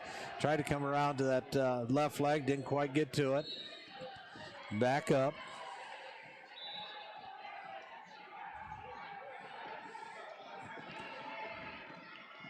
Circling to the left. There comes a shot from Anderson. Healy sprawls. They come right back up. There comes another shot by Anderson. Healy sprawled out and come right back up. We've had a few shots, but not deep, very deep. Anderson tried to come with a fireman's carry, didn't get deep enough again. Just appears neither one of these guys want to get under the other. No, they don't want to be where the other one can put the weight on and crunch him down a little bit. Still waiting on Doty on mat 5. 35 seconds left here in the second period. There comes a stalling call against Healy. I don't understand how they can decide one over the other. There comes a shot from Anderson, though, and he's trying to shoot a double. And he tries to drop Healy and tried to do a throw, and Healy dropped him to his back. Gets 2 takedown. Kept him nice broad base and just let Anderson go to his back, but then slipped out to get the takedown. Just gotta stay 2 seconds to go. Just don't give up anything here. And 2 seconds left. Tried to hit it at Granby, but Will was able to hang in there in good shape. Healy just not able to hold him down there to get it back. Had him flat on his back, but wasn't able to hold him there getting back points. So here we go. Anderson's going to go down to start with now. Healy up 3-0. Now wrestling on mat number 8 at 182. Anderson tries to come up. Healy's got him trying to work on that left arm with the head lever a little bit. Now he reaches across to the right side from underneath. He's going to have to try and take him down, and there's going to be one escape. So now it's 3-1. Healy over Anderson from hitting. After Southwest Valley on mat number 2 right now at 182. I got a feeling there's going to have to be some more shots. Officials going to start calling people. Yeah, I think Healy got called just because he wasn't taking as many attempts. There's a snap down, come around behind, almost got to it, and Anderson came up. Healy didn't want to take a chance. Come back up there. Both got an over and an under. That's where Anderson was when he tried that throw and missed it. And Healy got the takedown. Now Healy's got the under on the right side. They turn out of bounds. Got 1:06 left. Healy's going to have to take a shot here. He's going to give up a point. Southwest Valley. Now wrestling on mat number 3 at 170. There comes a shot from Anderson. Healy tries to fall, but Anderson's got that left leg hooked up pretty good, trying to lift up. Healy comes around the waist, trying to grab an ankle. Got to get back up to his base. Now he does, trying to sprawl. Got to get a cross face. 44 seconds. Now he gets into a whizzer, comes back up to their feet. So both got an over and under again. 30 seconds to go. Yeah, Healy's going to need to take a shot here pretty quick. Doesn't want to give up one. He's got circle. Don't back up anymore. 20 seconds. There he snapped him down, trying to come around behind again. Oh, there comes the throw, and this time he caught Healy. Got that lateral, and I think he's going to get the takedown and 2 back points. Yeah, you're right, Coach, with 4 seconds to go. So there's the back points given. Now it's 5-3. Number 5 at 182. McCabe Bloker, North Butler, Clarksville. And again, that's kind of what happens on those young officials wrestlers coming over talking to Coach, but the 2 officials were talking too. We got Doty going now here on mat number 5, and he's tied up right now. He's got the number 2 wrestler, but the guy's got a really sore shoulder, all taped up right now. Nothing. There's a takedown. Oh, yep, now they're going to take down to Brock. He's going to keep Cradle, pushing. he's got that leg locked up and going to walk him right up. That's going to be tough to get Walker's out of. got him in there tight, but he did just break his the way cradle. out. That arm couldn't hold on. But So down here, you get 2 back points, so it's 4-0. There's still a big discussion going on down here on Healy's match. Because they didn't give the back points, I think, the first time on Healy, but this guy got it, so he thought it was a quickie, but we'll see. And that would make a difference. They go 3-3 tie, so they're going to talk. Down there, it's 4-0. 4-0 right now. That was 2 back points, 2 takedown, and Doty will still be down. Well, he tossed Doty out of, but it was his right arm he had to do that. It's the left one. It's all taped up. So that one's going to be over. Healy's going to go down by a score of 5-3. Doty now on the bottom, trying to get up. There's an arm bar put in, cross back over to chicken wing by Bloker. He's trying to walk it around the head on Doty. Doty kind of sprawling and spinning with him. but he's getting turned now. And now he's on his back. He pops right back out. Now he comes back down to his back, but he's sprawling. He's giving it back points now. But he's doing a good job of staying out, getting tight. Now it's tight, and there's the fall. So it'll be Bloker from, what is that? NOBU. I have to look that up here. NWO. Bloker from North Butler, Clarksville will move on by fall over Doty. So there's another one that we've lost. And that'll do it for this session so far, Coach. We don't have anybody else in this session, so. Won't these guys come back and wrestle again that won? Yes, the guys that won are going to be coming back here. They said they're going to finish. They're going to finish all the consolation brackets, and then they're going to do consolations and semi. So they'll do consolations, and then they'll do. We'll talk about the ones that. Let's quickly talk about the ones we just lost here, and then we'll get back to the others. But. Doty from Coon Rapids Bear, senior, came out for the first time this year. Not a lot of wrestling experience. Came out, was a basketball player, was an all-conference basketball player, decided to go out for wrestling his senior year, qualified for state, just ran up against the number 2 kid that was injured and got beat first round last night. But that is a quality wrestler, and he kind of ran up against a couple horses here that you normally wouldn't have. So a nice job out of Raiden Doty. And then the other senior we just lost was Will Healy. And again, another guy that just went out. And getting caught is a new wrestler, not feeling it. That kid had to have a throw to win. You got to keep sagging back. You can't allow your head to get caught and there. He did get the last throw in the last 10. Yep. And it was like within 10 seconds. So he did a good job there. And then at 145. It'll be Brock Natras, the junior. He fell 11-1, and great experience for him. That'll serve him well getting back here next year. And then Owen Neppel wrestling the freshman Nat from Lisbon and losing 8-6, but a really good match out of him as well. So really good experience for him, and a nice job of representing down here at the state tournament. Again, we want to thank our sponsors here. You're listening to us coming to you live from the Gatorade broadcast booth. Gatorade distributed by Pepsi Bottlers in Carroll.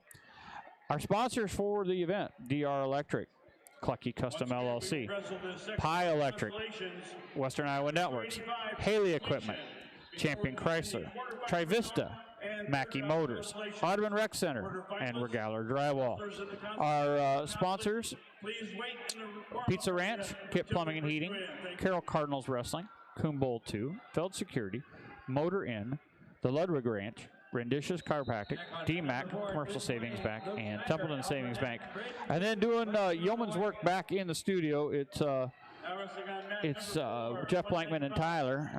Luckily, we haven't had to make any adjustments to our stuff today, but so Tyler's getting a little easier. But the website, and they are keeping that up to date. So check on if you missed any of our broadcasts and don't know where people are at. We'll try to keep you updated, but they will do a great job back there.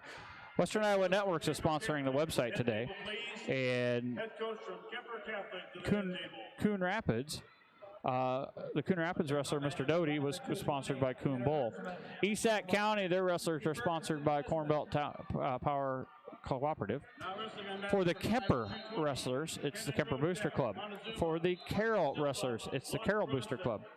Mackey Motors for South Central Calhoun, and Audubon Rec Center sponsoring the Audubon wrestlers. So we're going to step away, take a break. Actually, you know what we're going to do is we're going to listen to Charlie Veit of ESAC County.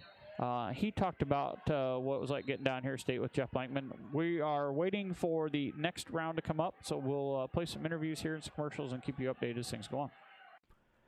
Jeff Blankman joined by Charlie Veit with the ESAC Raiders. Of course, he has qualified for the state wrestling tournament for a second straight year. We're talking on Sunday afternoon after finding out that he is going to be the number 7 seed in Class 1A at 138 pounds. He'll wrestle the winner of a matchup between Asian Wills of St. Ansgar and Trey Hagan of Wilton. Those two meeting up in the first round. Charlie, first of all, congratulations on qualifying for state again, and so much appreciate you giving us some time here today. Yeah, thank you. No problem. I always take time out. What's different for you this year, having been down there last year and kind of understanding how to prepare physically and probably as much mentally for the state tournament? Yeah, I think it really helps, like, being down there and, even, like, placing down there, like, knowing what it takes to go down there and perform. And then just it really helps, like, this year, like, I'm 7th seed, and that's kind of taking a little bit of pressure off for me because I expect to do better down there, so. What did go through your mind when you found out you were the 7 seed when the pairings came out earlier on Sunday morning? Well, I kind of expected it just because of, how this whole season's gone and 5 losses and all the other wrestlers. I know them or whatever, but I really like where I'm at in there, and, I always like surprises, so, yeah. How was this season? You mentioned just the 5 losses, 46-5 for you. It's your junior season. How did you feel like you wrestled this year to be able to earn that 7 seed? I think at the beginning of the year, I had a rough day at Ogden and lost 3, and, I had a couple rough times, but I think those tough matches really, got me to where I am. Like Saturday wrestling in the finals, like, it just really helps having them tough matches. Maybe I lost them, but they still help you, like, have experience in them tougher matches to win them. What did you take away from those early losses over at Ogden at that dual tournament that you were able to use to your advantage the rest of the season? The Ogden tournament, that was a tournament where I felt like, I wasn't ready. I was just, like, trying to get back in the swing of things, and then, like, wrestling some higher ranked guys and knowing, like, I can actually wrestle with them kind of gave me some confidence. And then later in the season, when I come up on my other 2 losses, it's just the little things that we need to fix. And so that's what I've been working on, the little things and making sure those things look sharp to get me good at state. What are the little things that you've been working on here this season then? For instance, my Don Bosco match at Herb in the finals, I lost 3-0, and he got an escape. And one of my takedowns that I was in on, I had it up, and he got behind me. Instead of me finishing my takedown, he got a reversal, kind of. So that's some of the things where when I get on the leg, I gotta do certain things right to get behind him instead of letting him get behind me, And my other match, I was using, wrong tie-up, and I just need to adjust through the match, not just have, like, one set plan for the match, adjustments during the match. And that's what I did this Saturday. Our original plan wasn't working, so I had to adjust a little, and that really helped me. What did you adjust on Saturday to bring home that championship at 138 pounds? Well, we knew going into the match that the kid was short and stocky, and the outside single would be open, we thought. And so at the beginning of the match, we were in neutrals looking for that, and every time I would go for that pole to get my outside single, he'd, like, try tying me up and stuff. So I switched to more of, like, using, his height to his disadvantage and getting my shot from distance and just getting under him and circling around. And when you circle on a short guy, like my dad, he knows, when you circle on him, it's kind of hard to defend from the side. So that's what I did. And that's how I, just slowly controlled the match and dominated. So You did win your quarterfinal and your semifinal both by fall. The quarter in 1:34, the semi at 2:27. You picked up a win in the championship over Evan Meadows of West Monona Whiting by a final of 10-4. What did you feel like was your best match wrestling on Saturday? I think my finals was just because I knew it was like, this is what's going to be at state. Like, this is the type of level wrestlers you're going to be having down there. And for me to, like, not get overexcited, and I didn't beat him by fall, but I just slowly got my way up there and just, gradually dominated the match. So I think that really good for me. Did you feel like you took over the match quickly, or did you kind of where in the match? Was it second period, late in the third period? Where did you feel like you had really control of the match? I think it definitely wasn't the first period because, I don't know, our philosophy is kind of like break them in the third. Like, you make it to the third period, that's your period. So, I mean, that's what I did. I didn't, when he was on bottom, I just keep pressure forward, like keep working. You don't need anything big. You know, you just give what he takes you. And, you know, he gave me some open shots.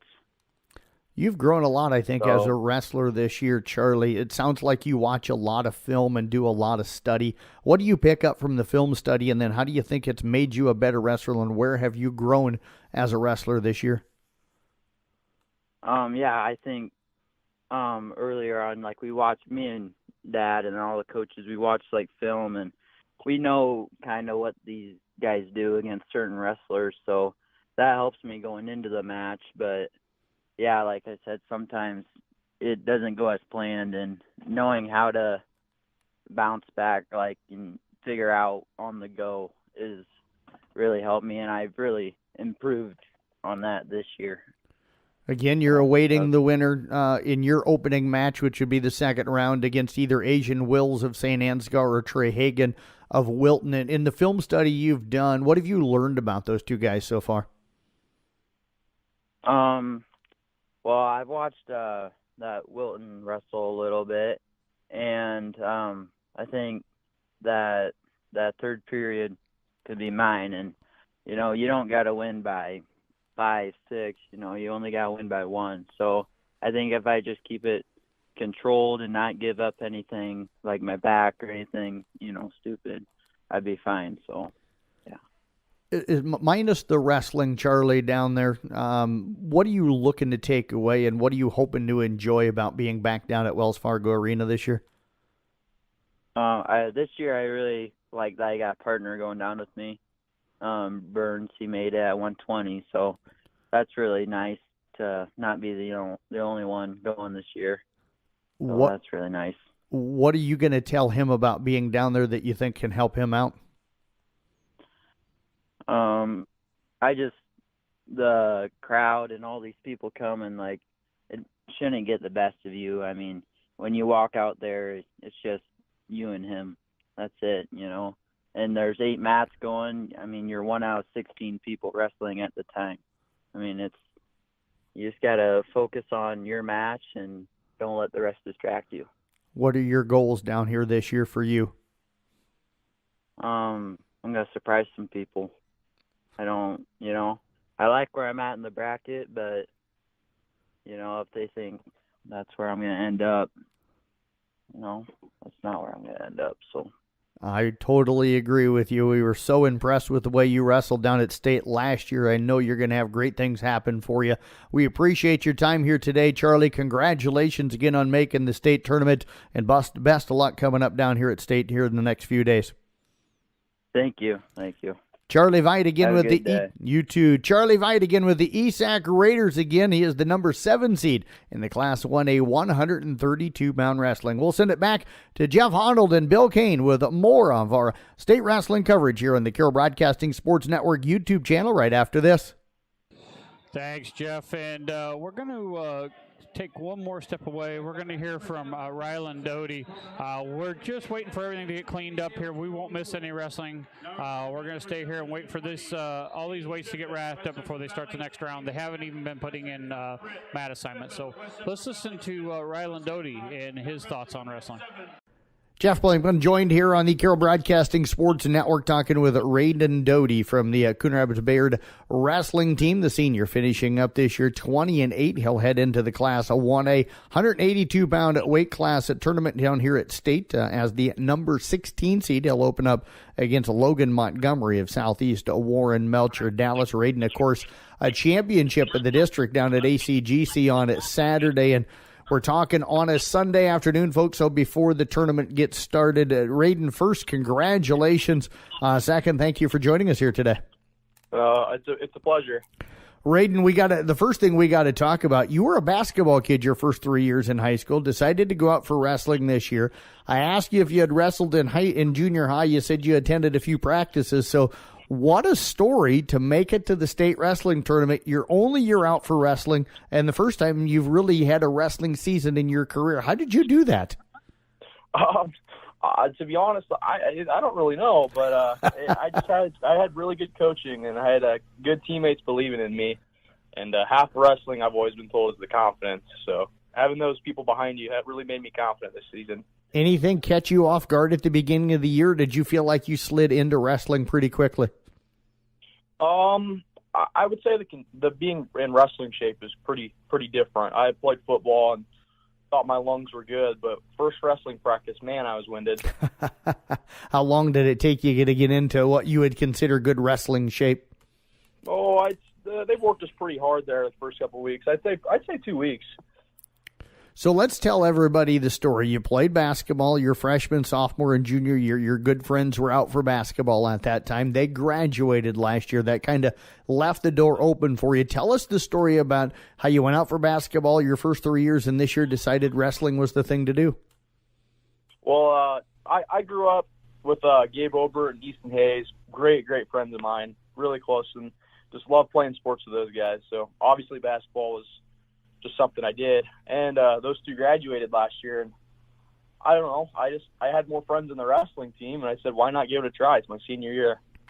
Was it a hard choice for you, though? Because I thought you had a really good basketball season last year. I thought you were kind of poised to have a big senior season. So did that pull on you at all, or was it the pull of getting to wrestle with your friends just too much? I mean, I thought about it. I'm all right at basketball. I wouldn't say I was going to have a big season, but it was definitely a tough decision. A lot of people were kind of questioning my decision, but I don't know. I went with my gut and just tried it. How did you decide what weight you were going to be at? Was it just close to what you weighed, or was it where you needed to fit in to help this team that had a pretty full lineup this year? I started the season around, I'd say 200 pounds. I was pretty bulky for me usually, and Tim said 182 is where I should be, and what Tim said, I believe in, so I went for it. How quickly did you feel like you got down to the 182, and how did it feel for you? It felt good. I felt a lot faster, a lot stronger, really, which is kind of weird, but it didn't take much. Probably like a week, 2 weeks. Felt good. The first couple of times you stepped down onto the mat at an actual duel or a tournament, what did you learn about yourself, and what did you learn about wrestling that maybe you did not know even going through practices? I had actually had a problem the first half of the season. I had a problem holding my breath when I would wrestle, and it really messed up my gas tank. And just learning to breathe during a wrestling match is probably the biggest battle I had to face this entire year. How do you work on that? Coaches in the corner telling me to breathe, telling me to stay relaxed. It's a lot of anxiety in a wrestling match when you've never been on the mat before. How did you handle that anxiety and that pressure? It's different than probably any other sport because it's you and one other guy and you're kind of out there by yourselves. Oh, yeah. Just people believing in you again. Just feels good. Had teammates telling me that I can do this, coaches telling me I can do this, and just relax. And all worked out. How much better are you today than you were even 3 weeks ago or a month ago? So I'd say it's night and day. I don't think the beginning season Raiden could hold a candle to now. What are your favorite moves? What do you feel like your strengths are as a wrestler? I've been told I have a pretty deadly double leg, and that's probably about the only thing I use for takedowns. And then just at districts, I just cradled everybody. So I don't really have a lot of moves. I just stick to the simple ones. Where do you need to get better with state tournament coming up here in a couple of days?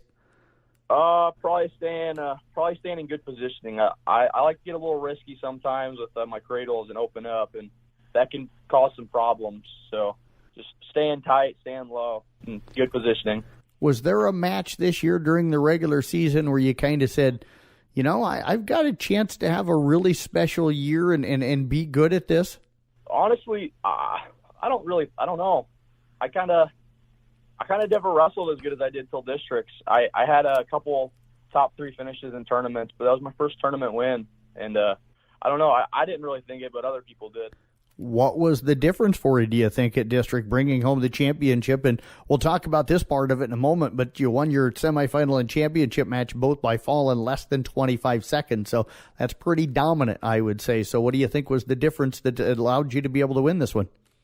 I don't know. Just woke up, felt different. I woke up, checked my weight, and Tim looked at me. He said, "We're going to win this today," and I just believed him. Talk about Coach Patrick and what it's like getting to learn from him and become a wrestler with him. Oh, he's a great guy. Heart of gold. Makes us all feel welcome, and he just pushes everyone and brings the best out of all of our wrestlers. So you won all three of your matchups on Saturday by fall, the quarterfinal in 2:15, the semifinal in 25 seconds, and then the championship match in 22 seconds. When you beat the kid from IHSAA Avoca Walnut in the semis in 25, how are you able to do that? And then how'd you parlay that into pretty much maybe doing the same type of thing in the championship match? Believe it or not, I was just watching the Avoca kid warm up, and I seen his partner put him in a single leg, and he hung his head in warm-ups. And I kind of just thought if I pick up that single leg and he drops his head, I'm just going to cradle him. And sure enough, he did. And just put him in a cradle, held it tight. 25 seconds, he was done. And then the next kid did the exact same thing, and it didn't even feel real. I feel like I just had deja vu. Did you feel any pressure going into this tournament on Saturday? Not really, honestly, because I wasn't supposed to win it. I mean, it was my first year. I didn't have any experience. I was kind of the oddball out on it. No one expected me to walk through it like I did. How'd you celebrate the championship on Saturday? I played some cards. Went out to my buddy Gabe's dad's house, and we just played some cards. Did you win? No, I lost like $20. I was going to say, with the way you wrestled during the day, you probably should have bought like a lotto ticket with the way things were going that day. But that's what I thought, but my luck ran out apparently. Raiden, what do you focus on? What did you focus on this week to get ready to go for Wednesday? Confidence, staying poised, just believing in myself. You and I were chatting before the interview here on the Carroll Broadcasting Sports Network and YouTube channel, and you said you've seen Logan Montgomery from Southeast Warren, your opponent in that opening round. Senior like you, he comes in at 35-7. You didn't get to wrestle him. You don't know a lot about him, but you have seen him. So what did you notice when you watched him and saw him? Well, he's a good kid. He's got a lot of experience. He's strong, and we're going to match up well together, and it will be interesting. It'll be a challenge, but he's definitely beatable. What's the goals for you down here? Just leave it all out there.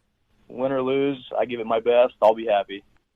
As you walk into Wells Fargo Arena early Wednesday morning for weigh-in and then get a chance to go out and warm up and mill around maybe and kind of soak everything in of being at state, what are you looking forward to, and is there something that you think might surprise you a little bit about being at state?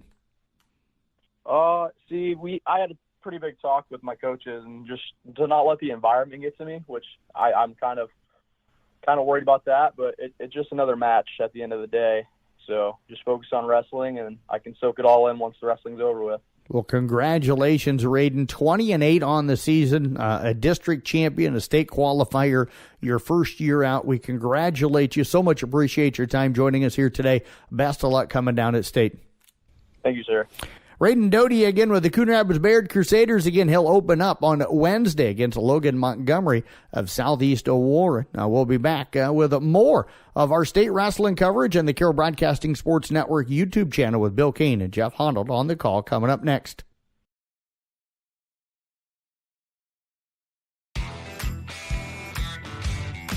Pie Electric in Dedham is proud to sponsor all area wrestlers. Pie Electric is a family-owned and operated electrical business that does residential and agricultural electrical needs. Here are some wrestling life lessons from Pie Electric. Stay courageous under pressure. Your character is more important than how good you are. Being disciplined pays off. Nothing worthwhile comes easy.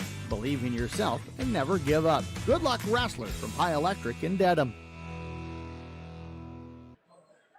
Welcome back to Wells Fargo Arena and the Gatorade broadcast booth. Jeff Honnold with Coach Bill Kane. And Coach, got a couple more matches left out here. We got one left to go. That'll be on mat 6, and that is Schroeder from GTRA and Wright from, looks like Webster.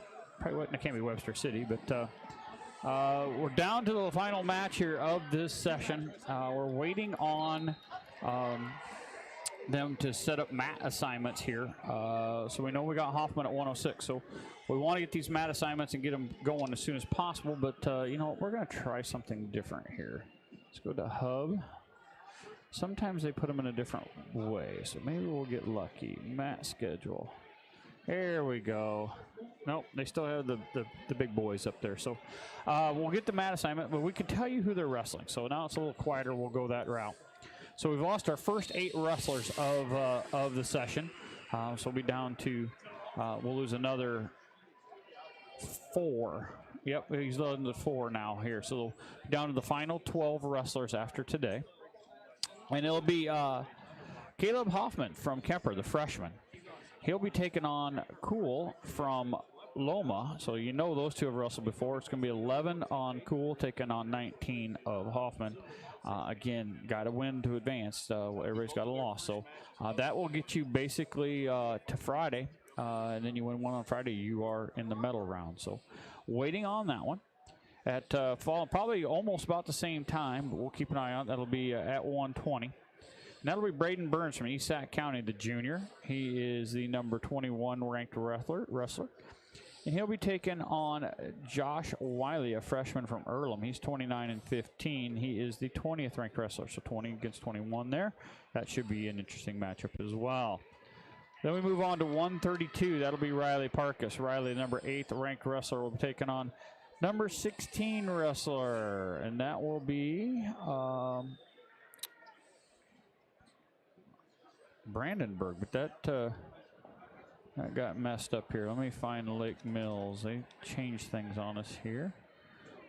So this is the bracket that got messed up. Brandenburg, a freshman from Lake Mills, he is the number 16th ranked wrestler, and you look up here, he was re-ranked. They re-ranked that one. And at 138, that'll be Charlie Veit from East Sac County. Charlie, the number 7th ranked wrestler, will be taking on the number 18th ranked wrestler, Holton from Hudson. He's a senior at 41 and 10. So, Coach, really like these matchups we got going on. Yeah, it should be some good matches this round. Looks like they're putting the brackets up there, so we're going to be on mat 2. Third round Consolations. Our quarterfinal round matches will take place. So get this refreshed here. 5 and 6. Third round Consolations, the mats 1, 2, 7, and 8. So Caleb Hoffman will be on mat number 2. And at 120, Braden Burns will be on mat number 2. So we don't have to worry about that. They'll come right back to back there, Coach, so we're good to go. Let's see if they have 132s up there yet. So we'll go out and check 2. So both of our guys will be on mat number 2. So we're going to go right away. Coach, you got mat 2. Okay, here we go. Shaking hands. There's the whistle. Cool from Loma against Huffman from Kemper. Just pretty much circling around. Maybe tap the other one's head. That's about all they're doing. Riverside Oakland. Mat number 7, Consolation. 106, Jesse Burton. Westwood Sloan. Dallas Knoyer. Huffman grabs his left elbow. Cool tries a shot. Huffman just blocks him off. Here comes Cool in on the shot. Gets one leg, then 2. There's the takedown.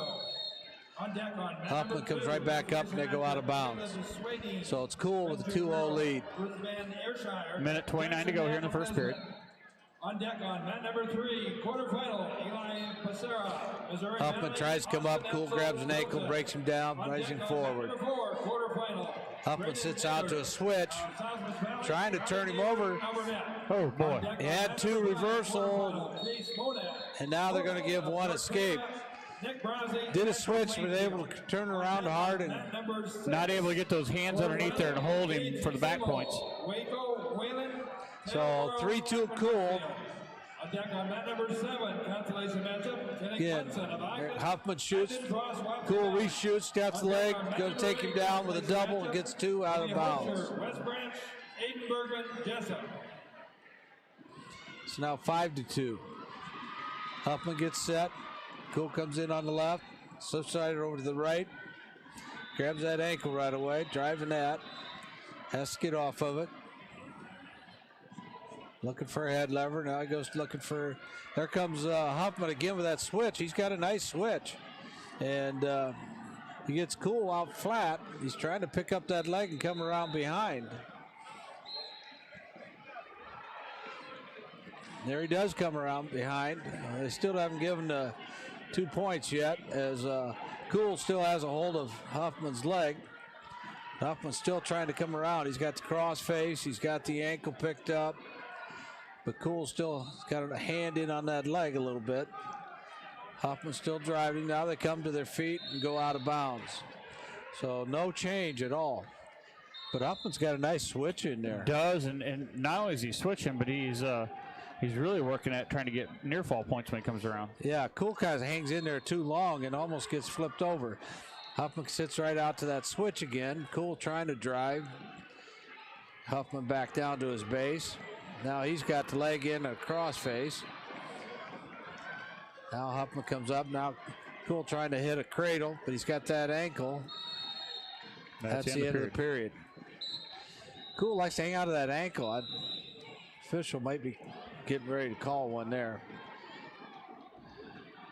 Yeah, he's definitely riding that ankle. Not looking really to advance, just trying to keep Huffman from coming up. Huffman won the toss, but he defers. Cool's going to go down. Just a reminder, we're going to be staying on mat 2. That'll be Braden Burns from East Sac County, so we're not going to miss him at all.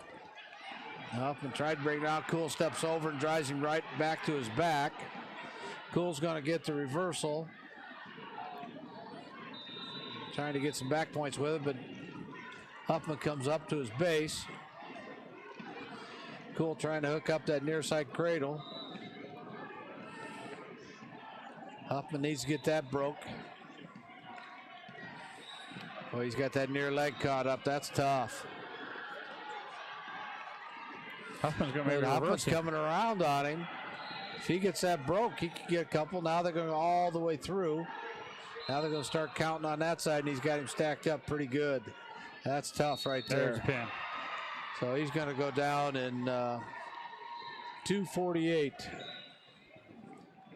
So Huffman. That'll end Caleb Huffman's run here at state tournament. But Coach, really good run for him down here as a freshman. Got a nice win there last round.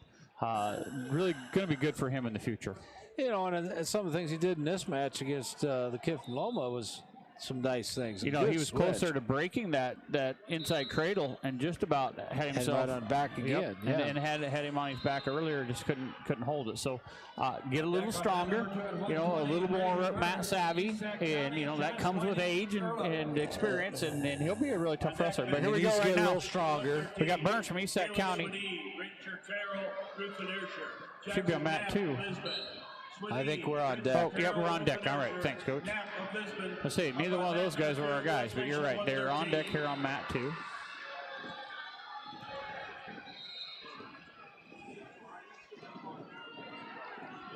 Well, no, wait a minute here. We got to find him. Is he on the mat?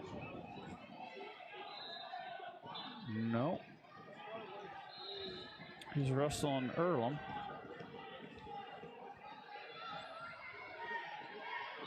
So I'm not sure. Oh, here now they're refreshing. So I think they're having a little trouble here on track wrestling.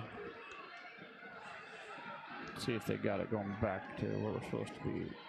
And we will be on deck here on mat number 2. So we'll step away. We'll come back with Braden Burns from East Sac County after this break.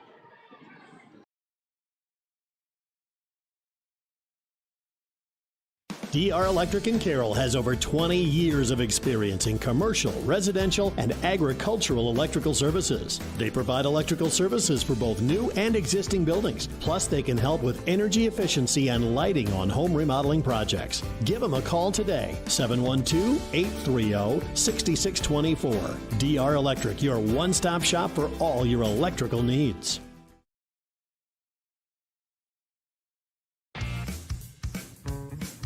Clucky Custom LLC in Templeton can make your life easier. If you don't have the correct equipment, the time, and are looking for convenience, Clucky Custom LLC can help. They do grain vacuum. They will come to your farm and do the work for you by cleaning the grain bins thoroughly and efficiently. They do custom hauling as well. Contact Steve at 712-830-2206 and set up your vacuum and trucking needs.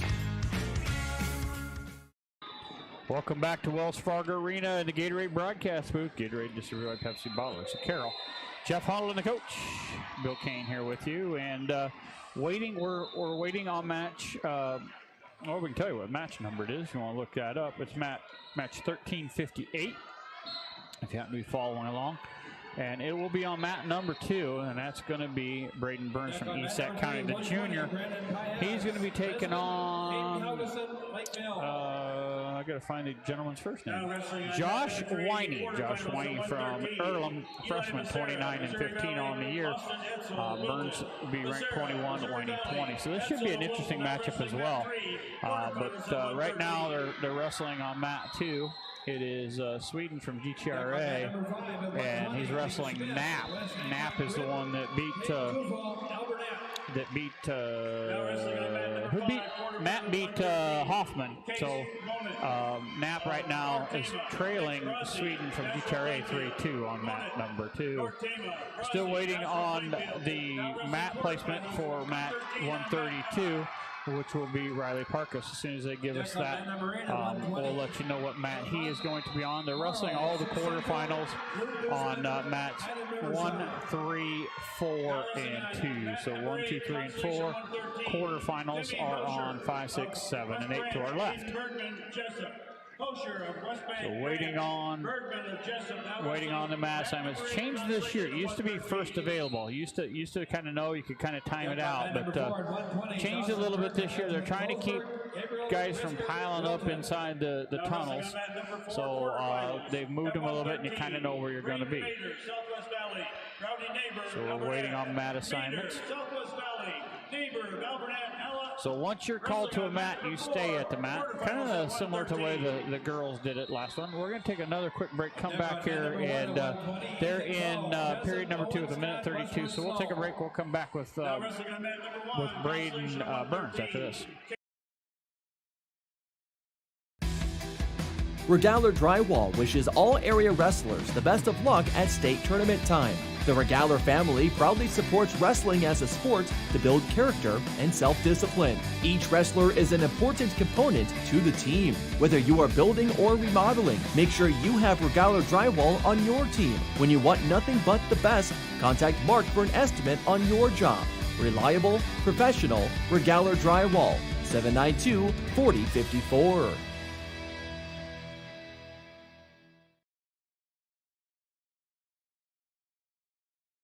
Your home for family fun and entertainment is the Audubon Recreation Center. There's an endless array of activities for fitness and to have fun. Take a swing in the batting cage, shoot some hoops, or seek a perfect game on one of our 8 state-of-the-art bowling lanes. With a walking track, racquetball court, soft play area, arcade, and a variety of fitness classes, there's something for everyone.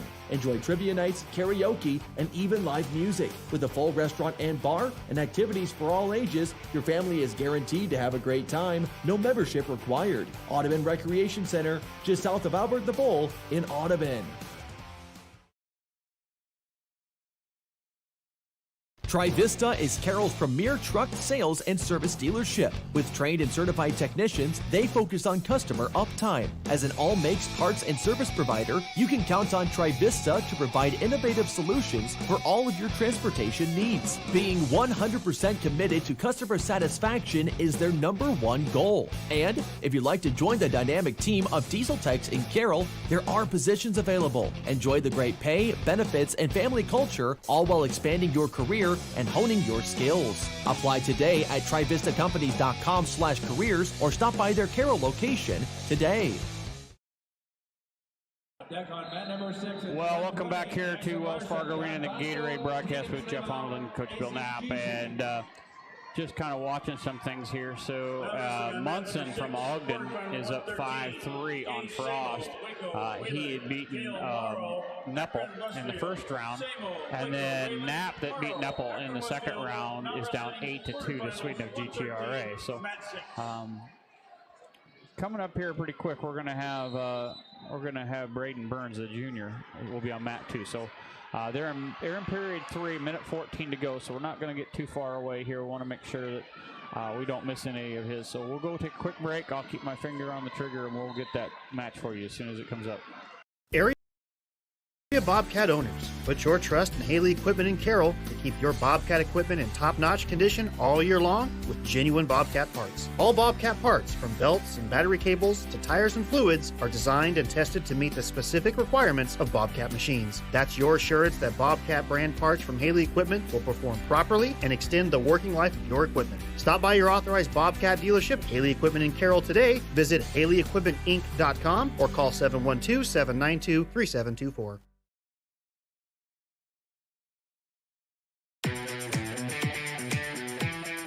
Teamwork is key to success. Hi, this is Amber Maloney at Champion of Rockwell City. We have the same philosophy. We have an amazing team of technicians, sales, and customer specialists to help you. If you're looking for a vehicle, all of our prices are clearly marked. It's no hassle pricing. In service, you get honest answers and no games, where winning service is what you can expect. We are located off the square in Rockwell City, or visit us on the web. Champion, your Chrysler, Dodge, Jeep, and Ram dealer, where everybody wins. Welcome back to the Gatorade broadcast with Jeff Holland and Coach Knapp with here. Coach Bill Kane. And Coach, we got mat number 2. So it's going to be Braden Burns, a junior from East County. He'll be in the all black with a red stripe. He'll be taking on Winey from Earl, and he'll be in black with kind of gray on there, a little bit of red. So both guys, but Burns will be in the red marker. So. On deck on mat number 2. Luckily, there's a little bit of gray on Earlham, so we can keep them apart.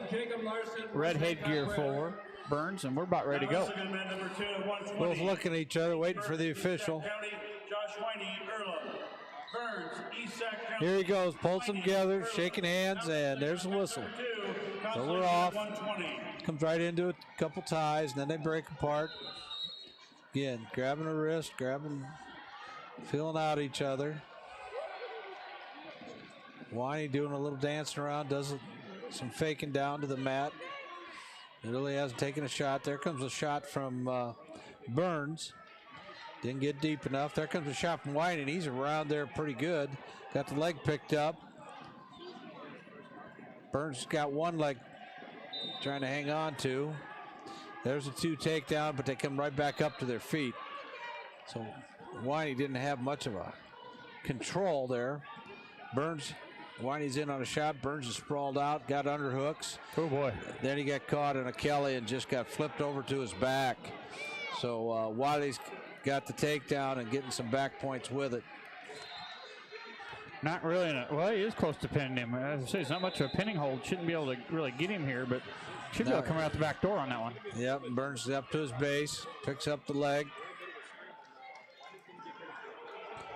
7-1 Burns down, but now he might have a takedown. Then he's got the takedown as he drops Wiley down to his base. So 7-3 now. Burns from East County. Grabbing that, trying to control that left arm a little bit.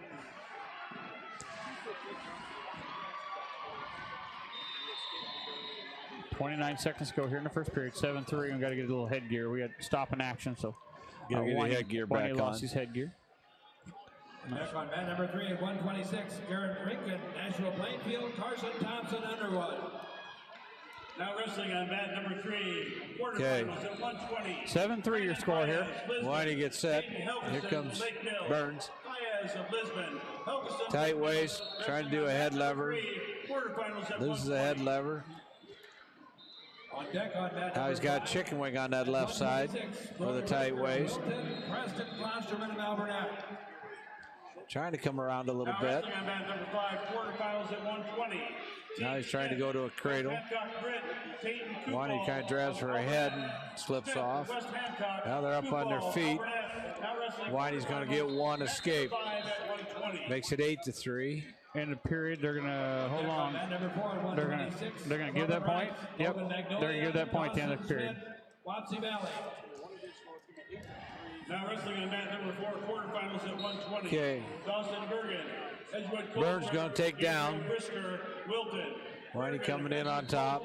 Krisker of Wilton, now wrestling Burns on tried to deck come up a little bit. Quarterfinal at 120. Wani just kind of circles behind him. Now, Wiley trying to get to that forearm and turn a little bit. Burns works his way up, got into a leg. Burns, a freshman, he's pretty good little wrestler for a freshman. Wiley's trying to hook a cradle, but doesn't have much. Burns still got that leg. Got to get up to his base. There he gets his hips up. Wiley's controlling that left arm.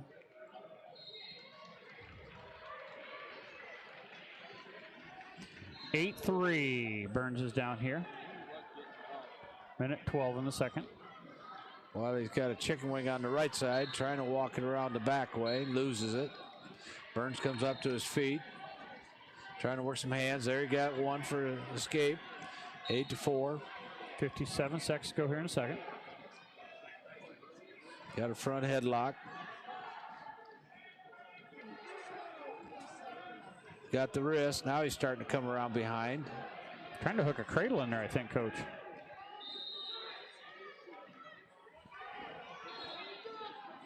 Oh, he caught him with got the arm and took him to his back. So a takedown and getting some back points. Got him pretty tight too, Coach. Yeah, it is tight. He's got a nice half in there. Deep half. Got the... Got to get sucked back a little bit. He's too far over the shoulder to get a pin here, I'm afraid. A little bit more chest to chest. 21 seconds to go. There's a fall. Wow, nice job, Braden Burns. 341.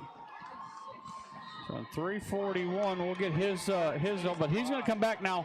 He has to win one tomorrow, and he's on the podium. So nice win that time by Braden Burns. Yeah, come from behind, caught him on a throw. Got a nice lateral in there. And just flipped him over. I thought maybe he was a little bit too far over that shoulder. I always like to have my chest right on that shoulder to drive it down, but a little shift there, and boy, he was able to finish him off. And we're waiting now on 132, and it'll be mat number 2 for Riley Parkus. So Riley Parkus will be on mat 2 here for his match. He'll be taking on Steve Brandenburg from Lake Mills. So he'll be on mat number 2. And then we'll check out here for Charlie Veit.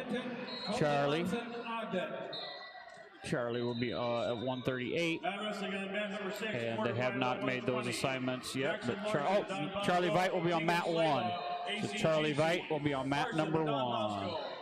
Could end up being on at the same time. Yep, so we'll have those for you guys, mat 1 and 3. We'll keep an eye on here on Track Wrestling so we know where we're at. But we have mat number 2. Let me get this refreshed because it hasn't refreshed yet. Sorry, folks. Refresh. Now wrestling on mat number 1, Consolation at 120. So we know we got one wrestler so far going on wrestling tomorrow. And on mat number 2, mat 2, Trim and Larson are wrestling right now. So Parkus is in the hole, and on mat number 1, it will be Veit in the hole. So we got a little bit of time here. We're going to step away, take a break. Here's some more from our sponsors. If you get a chance, thank them, and we'll be back after this. After a hard-fought season on the mats for Carroll's best wrestlers, all their hard work and sacrifice now gets put to the final test. From Kit Plumbing and Heating in Carroll, best of luck and congratulations to all of the Kemper and Carroll High School wrestlers giving it everything they've got at the state tournament. Keep calm and wrestle on. Good luck to all of our area wrestlers from Commercial Savings Bank. As you pursue your goals, know that CSB supports all area student athletes. At CSB, our interest is you. Visit csbcarroll.com. Member FDIC.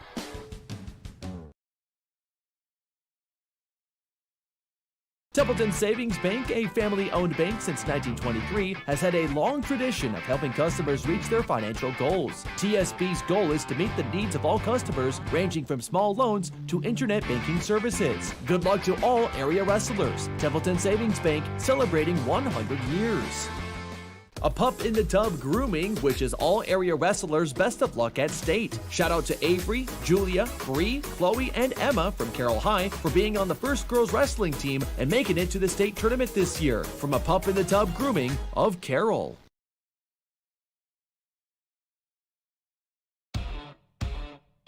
Feld Security of Carroll is the choice of homeowners and business professionals alike. A Feld representative can help you create a protection plan for your home or business, no matter what you're trying to protect. From 26. Well, we had a quick pin over there on one, so that puts Charlie White on deck. So he might actually come up, even though he's a weight class ahead. They're going to go as scheduled. So we'll stay close here for you folks. We'll be on mat number 1 with Charlie White and mat number 2 with Riley Parkus, and we'll be back with more wrestling after this. To the crack of the bat. At Motor Inn of Carroll, we love our high school sports, and we love the opportunity to support our local schools, athletes, coaches, and parents. Good luck to all of our local sports teams from Motor Inn of Carroll. At Redina's Chiropractic, we offer many services including chiropractic care, the 24-hour fitness center, and now physical therapy with Dr. Reese. We now also offer acupuncture. We believe in you and want to be a partner in your health journey. Redina's Chiropractic of Lake City.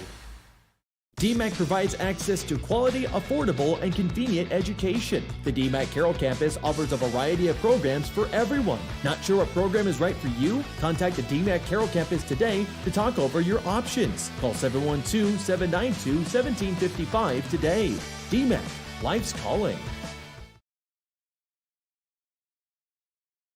Congratulations to all the area wrestlers on a tremendous season. Your determination is inspiring, and believing in yourself is half the battle. Wishing you the best of luck at state. Leave it all on the mat. Laura Clucky, professional cosmetologist in the sweet spot. Great place. Great food. Great fun. It's Coon Bowl. They have 8 lanes of bowling with a great menu and delicious burgers and sandwiches. Check out their Facebook page for their daily specials. Coon Bowl, 223 6th Avenue South in Coon Rapids. Welcome back to Wells Fargo Arena, Gatorade broadcast booth. Jeff Holland and Coach Bill King with you. And another quick pin on one, so that's going to bring up Charlie Veit. Charlie Veit from East Sac County. He is going to be taking on, the junior will be taking on Holton from Hudson, the senior. So Charlie Veit, East Sac County up next here. So Coach will have him. I'll take him, Coach, and you watch down here and you'll have Riley on mat too. So Riley Parkus will be back up. And we're kind of watching match 6 right now.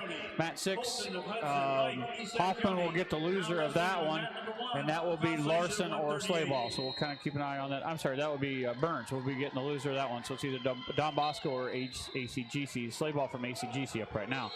Charlie Veit's the one we're watching, though. He's on mat number 1. The number 7th ranked wrestler against the number 18th in Holton. So see, Charlie's been wrestling well. See if he can go ahead and push it on through. All right, they're tied up right now. Charlie's circling, looking for that slow single. Kind of sweeping his knee in like he's attempting a shot, but faking it. Now they're tied. Now wrestling on mat number 4. Trying that, giving that action of a low single takedown, but just kind of sweeping through. Now they're head tight. Now there's a shot into that single leg. He's in deep. He's got that leg up, coming up, spinning around, not quite over. Hooks that second leg to come in double leg. He's got 2 points, and he's around on back, and he's going in there for arm tie. They go out of bounds, no points. He's still down. Charlie Veit up 2-0 here with a minute 38 or minute 26 to go in the first period. Keegan Riley, Sioux Central. Charlie now covers. Sit out attempt, not effective. Charlie's got that head lever, but they're back on their feet. Charlie's trying to trip him, got an ankle, got him down, drove him out of bounds. They're going to start back over. This kid seems pretty strong, Coach. He gets up pretty quick, but Charlie able to handle him. He's doing a nice job. He's trying to do that arm bar with him, but just not able to get that head lever to work very well right now. There's a whistle. He comes right back to his feet. Charlie takes him right back down. Now he's got him covered. He goes in there with there's a Granby roll attempt, but that doesn't work. Charlie's got that underhook, trying to drive him, but trying to get a tilt. The kid's pretty strong, not moving him off his base. Come back up their feet now, and he grabs an ankle and gets a double leg, puts him back down out of bounds.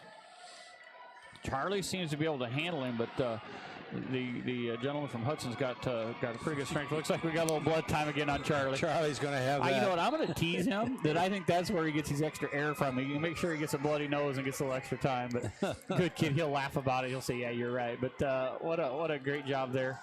Still waiting on the updated brackets here from the state for 120 to see who Burns has. But looks like he's going to have Larson from Don Bosco. So it'll be Larson. Don Bosco will be Burns' next opponent. Charlie now all cleaned up and ready to go. And again, we're waiting for Riley Parkus. He'll be on mat number 2. But Charlie's on 1 here. East Sac County up 2-0. 53 seconds to go here in the first period. There's a stand-up attempt again. Charlie's got him covered. Reaches down, gets a leg. He's got it picked up. Sit-out attempt. That doesn't work. Charlie gets him broken down now.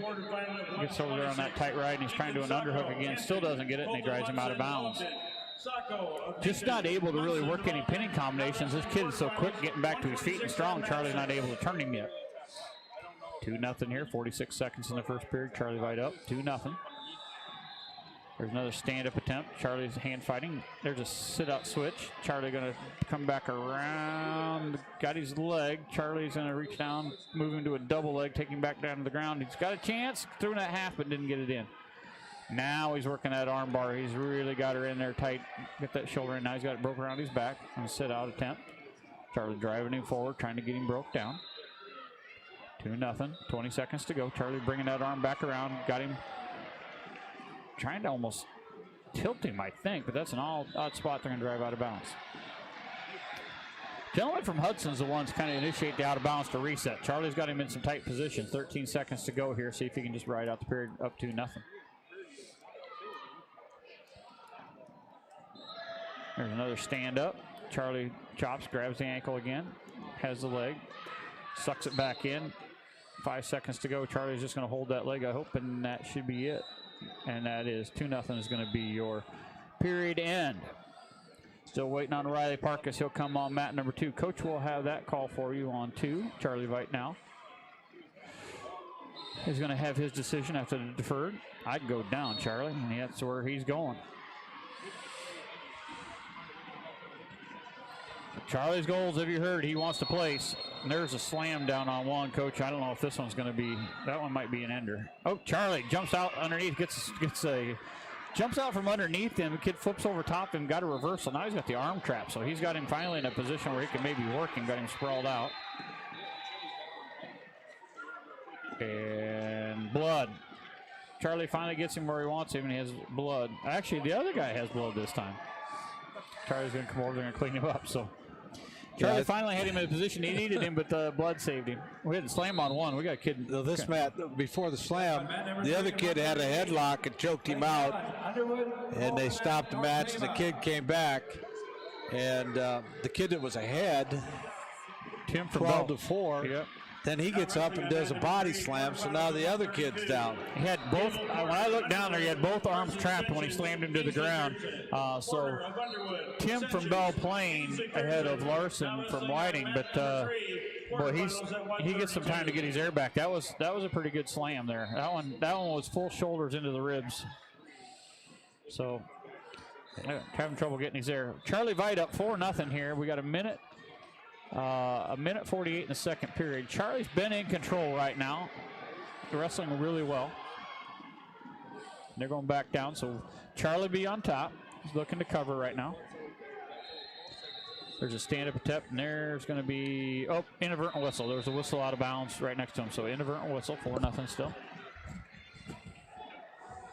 Charlie now covers. There's a sit-out switch attempt. Charlie stops that, dead in its tracks. He's got that head buried in the arm, trying to get that arm back, but this kid's got it kind of bent.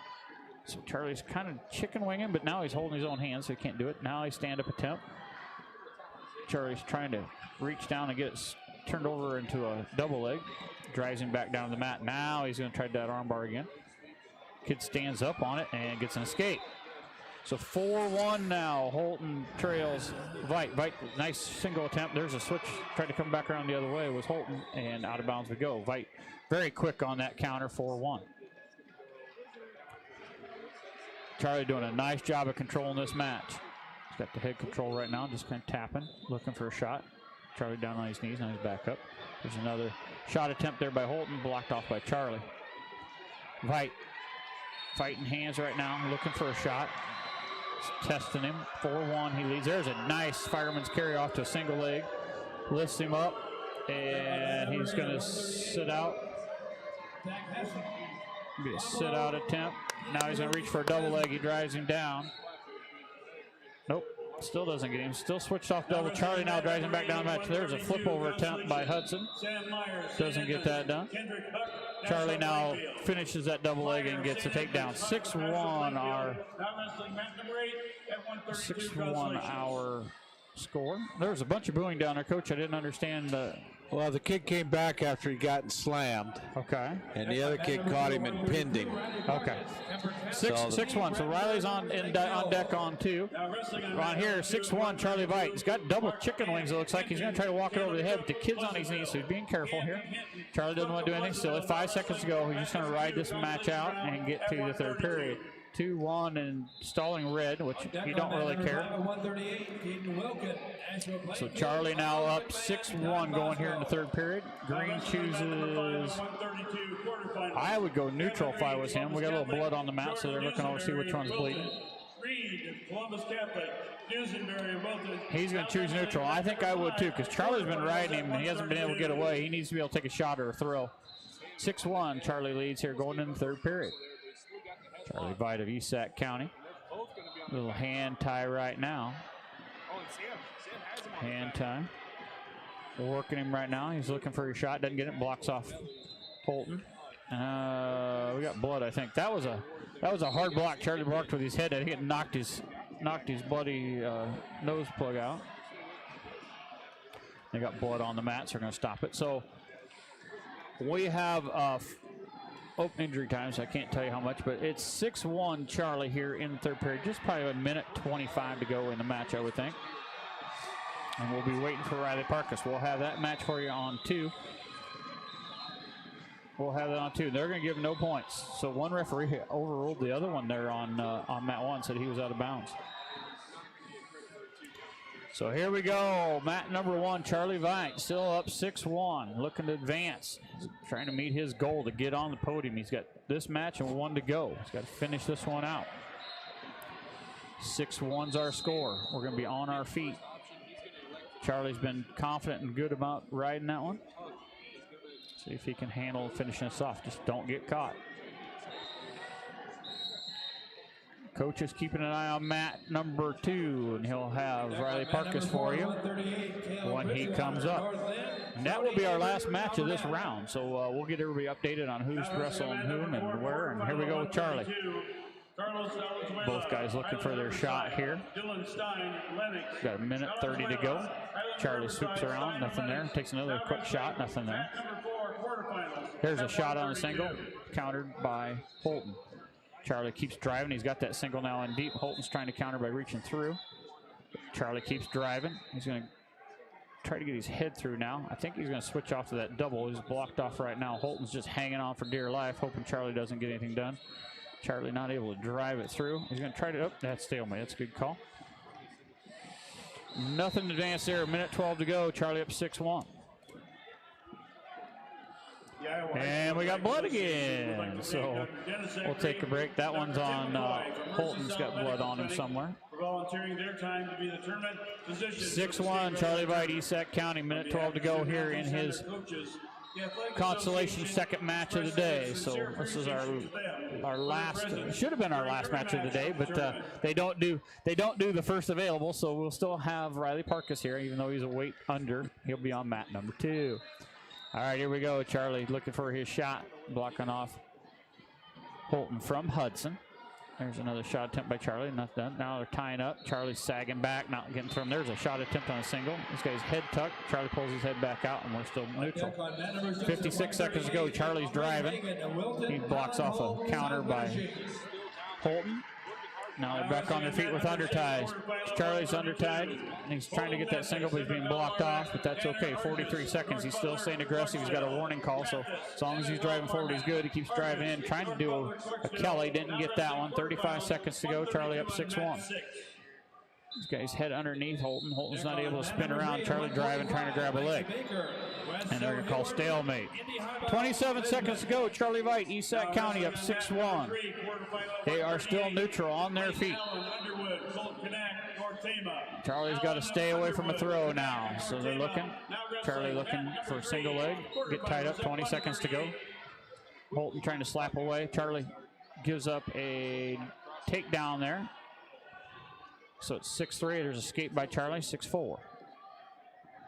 7-3. I'm sorry. Charlie going after the leg. There's 5, 4, 3, 2, and 1, and that'll be it. Charlie's going to advance. 7-3. Charlie Veit will win. And he will be on to Friday's wrestling. So nice win there by Charlie. He gave up that quickie there, but you know, nice job of him just staying with it and kind of dominating that whole match. Really wasn't any trouble all night long. Yeah, he did, and you know, giving up that one at the end didn't hurt anything. It's just we'll give up that one. We're not going to give up a throw. That's what he was doing too. You could see that he was worried about a throw coming on there. So you're right, Coach. He just kind of just lipped it and said, "Here, you can have this takedown. I'll kind of burn it out." So Burns will be taking on.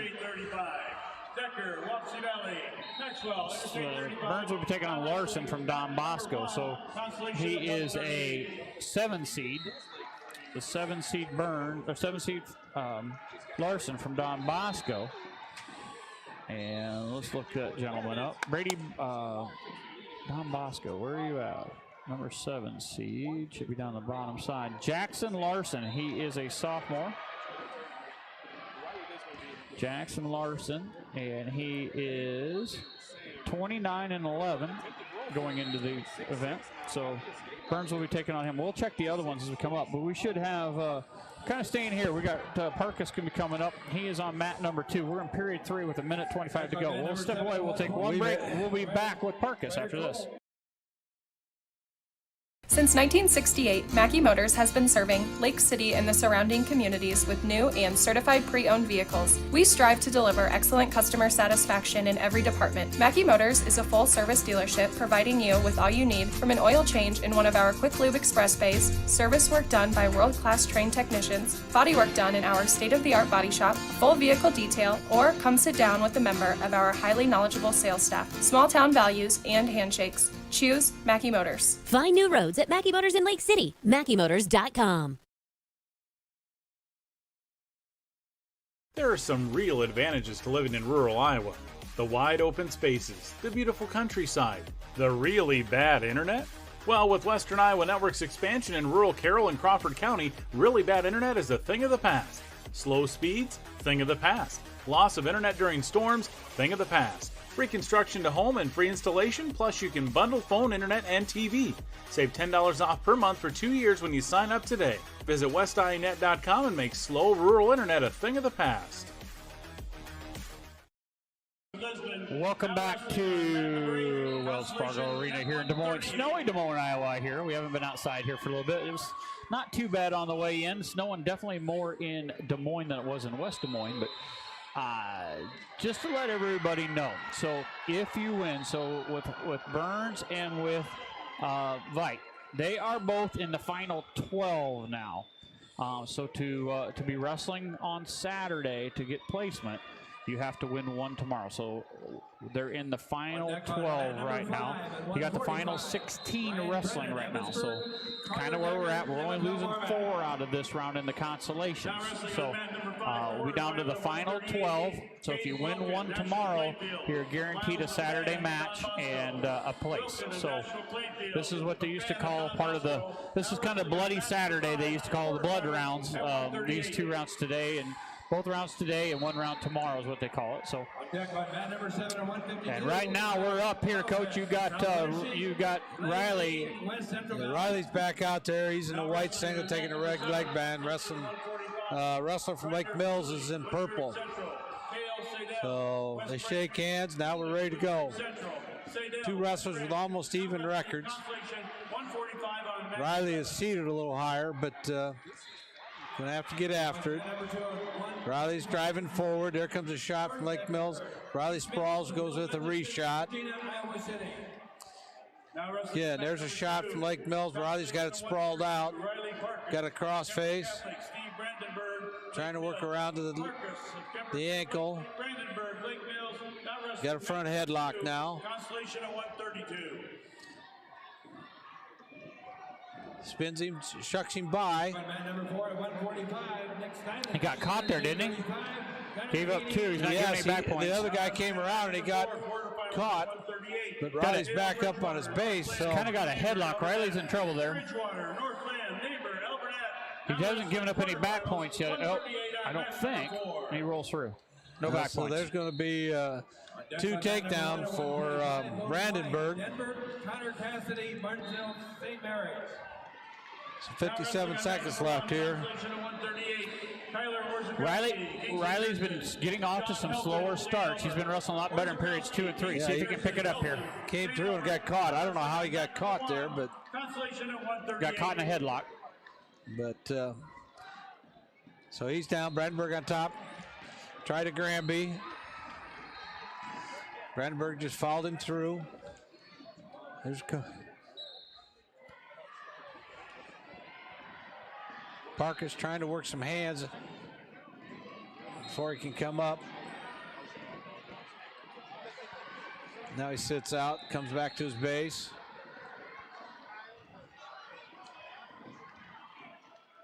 All right, he's pretty flat there. He's got to start coming up. Yeah, he's not. He's popping up here. Nice ride by Brandenburg, but again, Riley started slow in his first two matches, periods one. So see if he can finish. He sits into a switch and right back to his base. Part of it, he's in such great shape. I think he's better than the guys he's wrestling in 2 and 3. 10 seconds to go here in the first period, down 2-0.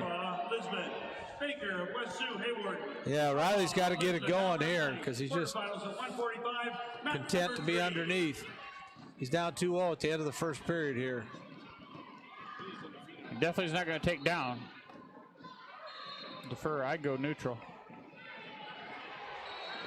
Yeah. He's going to go neutral. I wouldn't go back underneath this kid. He rode him the whole period. So see if Riley can get a takedown and get caught back up here.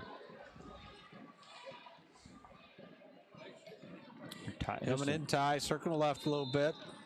Snap down. Lake Mills on their knees. Riley's driving out of bounds.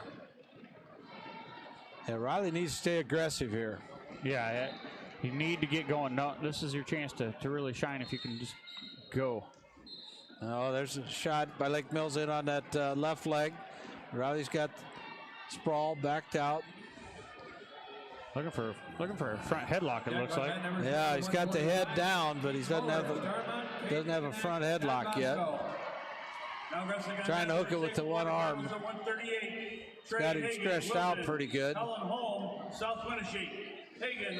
Lake Mills reaching out to that leg. Now wrestling on match number 6, quarterfinals at 1:38. Got 1:21 to go here in the second period. Riley's down 2-0. Yep, he needs to snap him by so he can get going there. That comes in. They're tied up. There comes a shot, like not a very good shot. Riley's got that front headlock. There he's got him. No, he's going to get caught in that, almost like a Crater or Kelly again.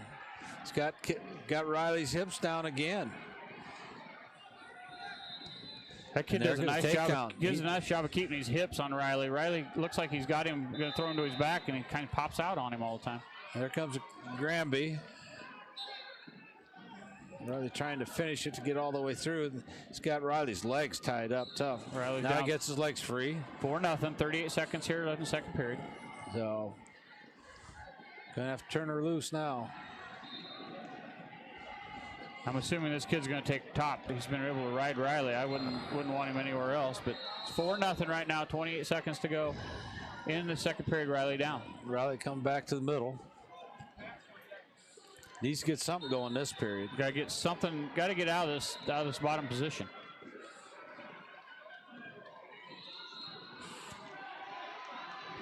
Riley came up and he followed him around there twice now. Stands up and just pulls him back down, comes around behind. I don't know what he's got tied up on that left side, but it sure keeps Riley down. Now he's trying to step over. Trying to come out the backside. See if Riley can reach up and grab the head, maybe. 152, Grand Russell, West Monona Whiting, That's going to be. That's period. Now wrestling on mat number 8, Consolation. So Riley's got to get something going here. Riley Parkus from Kemper down 4-0 going into the third period. They're going to choose neutral. Wow. Missouri Valley, Evans, AGWSR. So Riley's still got a shot, but he's got to go in and get a takedown. Trying to tie up an arm. This guy's countered everything Riley's tried to do and comes out with points. Kind of got his head down, front head. It's not really a front headlock. He's not tying it up.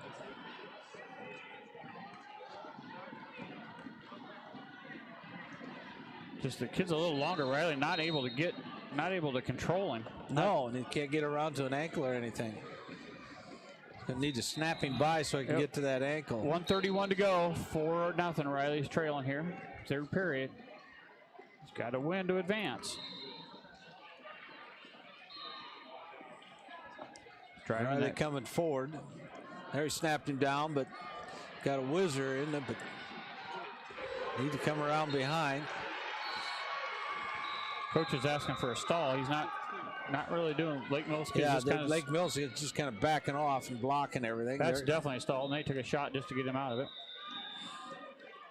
And it's 4-0. That's what he should be doing. 105. Yeah, Riley's driving. Yeah, Lake Mills is up 4-0. You're not going to until you get called. Take chances. Now Riley's got to do something there. He's got to get a snap or yeah, throw. He's got to go. And Lake Mills doing just enough shots to keep from getting warned. He's backing up, but he's diving in on him. And Riley blocking Riley off. We've got 46 seconds to go, and Riley hasn't got a score yet. He's got to do something. He's no sense of urgency right now. There's a throw, and they're going to roll out of bounds. Riley tried to grab the head and Granby as you go through, trying to catch a headlock in there, and didn't get it. 39 seconds to go, so Riley's going to take some shots here.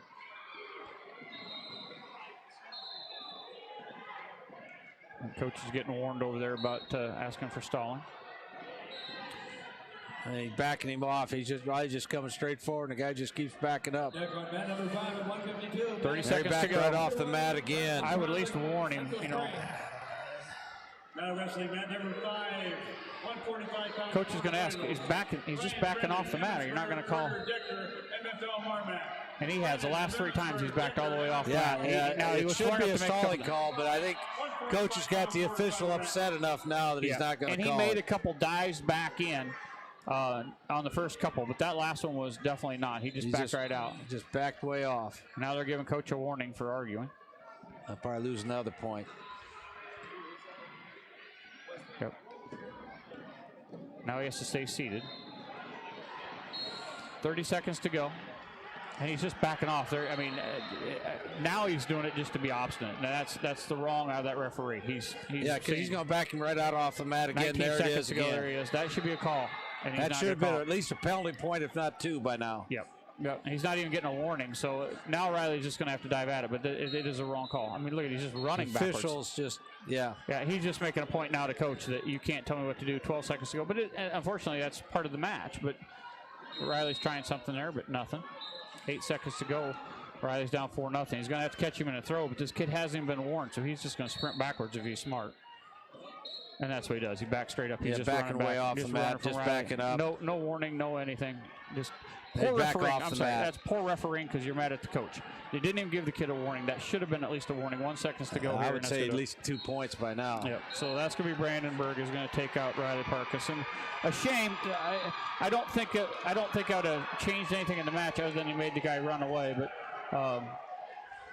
really good career for Riley Parkus. Going to come to an end. Unfortunately, not the way he wanted to go. He's going to fall here in the quarter. So we're going to step away. We're going to try to reset, see if we can't get our guys that are coming back here, who they're wrestling, and we'll recap what went on today after this.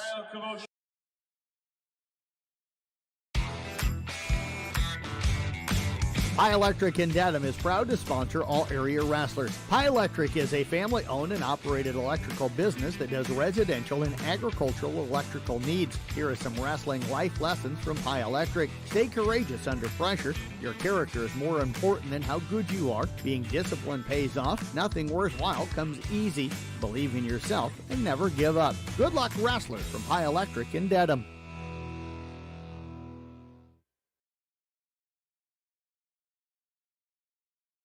DR Electric in Carroll has over 20 years of experience in commercial, residential, and agricultural electrical services. They provide electrical services for both new and existing buildings. Plus, they can help with energy efficiency and lighting on home remodeling projects. Give them a call today, 712-830-6624. DR Electric, your one-stop shop for all your electrical needs.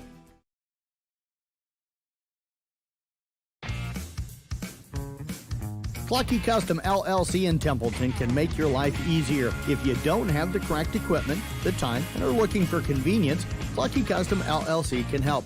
They do grain vacuum. They will come to your farm and do the work for you by cleaning the grain bins thoroughly and efficiently. They do custom hauling as well. Contact Steve at 712-830-2206 and set up your vacuum and trucking needs.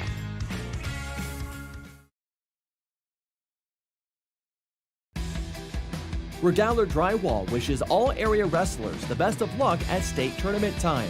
The Regaler family proudly supports wrestling as a sport to build character and self-discipline. Each wrestler is an important component to the team. Whether you are building or remodeling, make sure you have Regaler Drywall on your team. When you want nothing but the best, contact Mark for an estimate on your job. Reliable, professional, Regaler Drywall, 792-4054.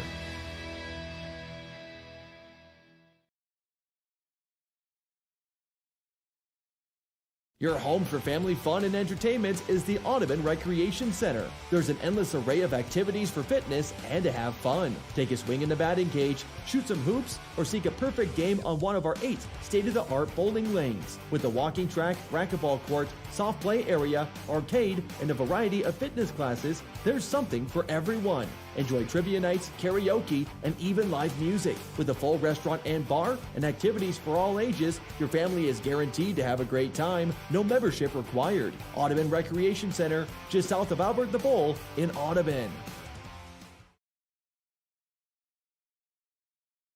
Trivista is Carroll's premier truck sales and service dealership. With trained and certified technicians, they focus on customer uptime. As an all-makes parts and service provider, you can count on Trivista to provide innovative solutions for all of your transportation needs. Being 100% committed to customer satisfaction is their #1 goal. And if you'd like to join the dynamic team of diesel techs in Carroll, there are positions available. Enjoy the great pay, benefits, and family culture, all while expanding your career and honing your skills. Apply today at trivistacompanies.com/careers or stop by their Carroll location today.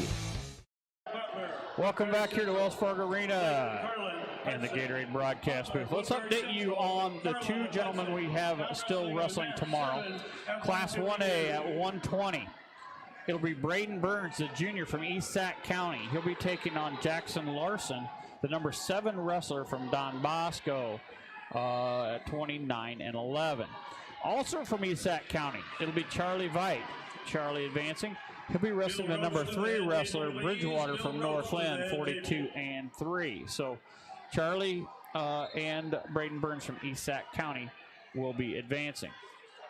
We will go through the gentlemen that wrestled today and got beat.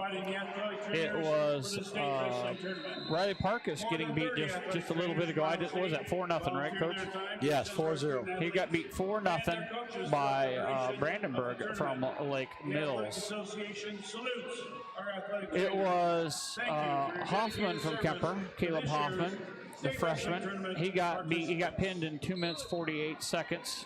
From Cool from Loma, so his tournament comes to an end as well. The sophomore Owen Neppel, he wrestled Knapp from Lisbon. He got beat 8-6, but a good match out of him, and will serve him well as going through it.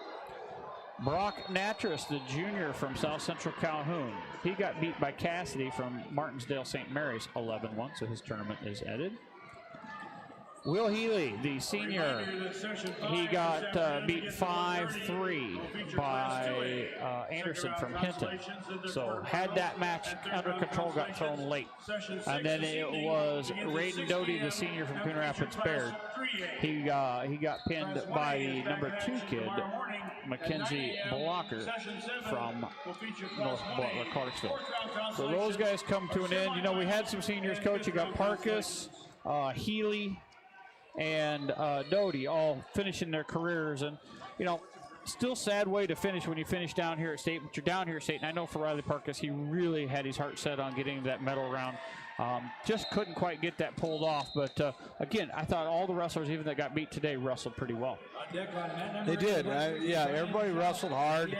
No, nobody was just out there giving it up. But they all went hard and tried to get their matches won. So that will do it here for our coverage of 1A wrestling.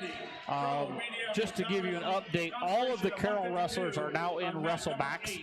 We'll have that match on at 11:30 here, but we do not have any more wrestlers, so we're going to step aside here, catch us a bite to eat, get caught up on all the texts and emails, and we will have more coverage. We want to thank our sponsors one more time here. DR Electric, Clucky Custom LLC, Pi Electric, Western Iowa Networks, Haley Equipment, Champion Chrysler, Trivista, Mackey Motors, Audubon Rec Center, and Regaler Drywall. Sponsors also include Pizza Ranch, Kit Plumbing and Heating, Carroll Cardinals Wrestling, Coon Bowl, Feld Security, Motor Inn, the Ludwig Ranch, Renditious Chiropractic, VMAC, Commercial Savings Bank, and Templeton Savings Bank. And, of course, on the website, I know Jeff Blankman's been listening because he's been texting me, and I'm going to pay him back when he's doing his broadcast tonight. I'll be texting him. Western Iowa Networks is the sponsor of that website, and they do a really good job. Coon Bowl has been taking care of Mr. Doty. Corn Belt Telephone Cooperative will be taking care of the ESAC wrestlers. Kemper Booster Club was taking care of the Kemper Boosters. The Carroll Booster Club will be taking care of the Carroll Boosters this afternoon. Carroll Boosters take care of Carroll Wrestlers. Mackey Motors, South Central Calhoun Wrestlers, and Audubon Rec Center. So back to the 1A, Coach. We've got just East Sac has two gentlemen left going. So that'll Coon Rapids will be done with Mr. Doty. Kemper has all their gentlemen bow out, so Kemper is now done. And South Central Calhoun had their wrestlers bow out as well. So down to just East Sac County for the 1A, and we will have them on right away tomorrow morning. They'll have the wrestlebacks, and we'll have them on at 9 o'clock. Sounds good. All right. For my broadcast partner, Mr. Bill Kane, and for Tyler monitoring, making sure we don't screw up too bad, but things were going pretty good. And Jeff Blankman bugging the crap out of us, but keeping that website updated. It's Jeff Honnell saying thank you for listening to the 1A session of the state wrestling. We'll be back on at 1:30 today, before 1:30, and we will get the Carroll wrestlers all updated. Talk to you later.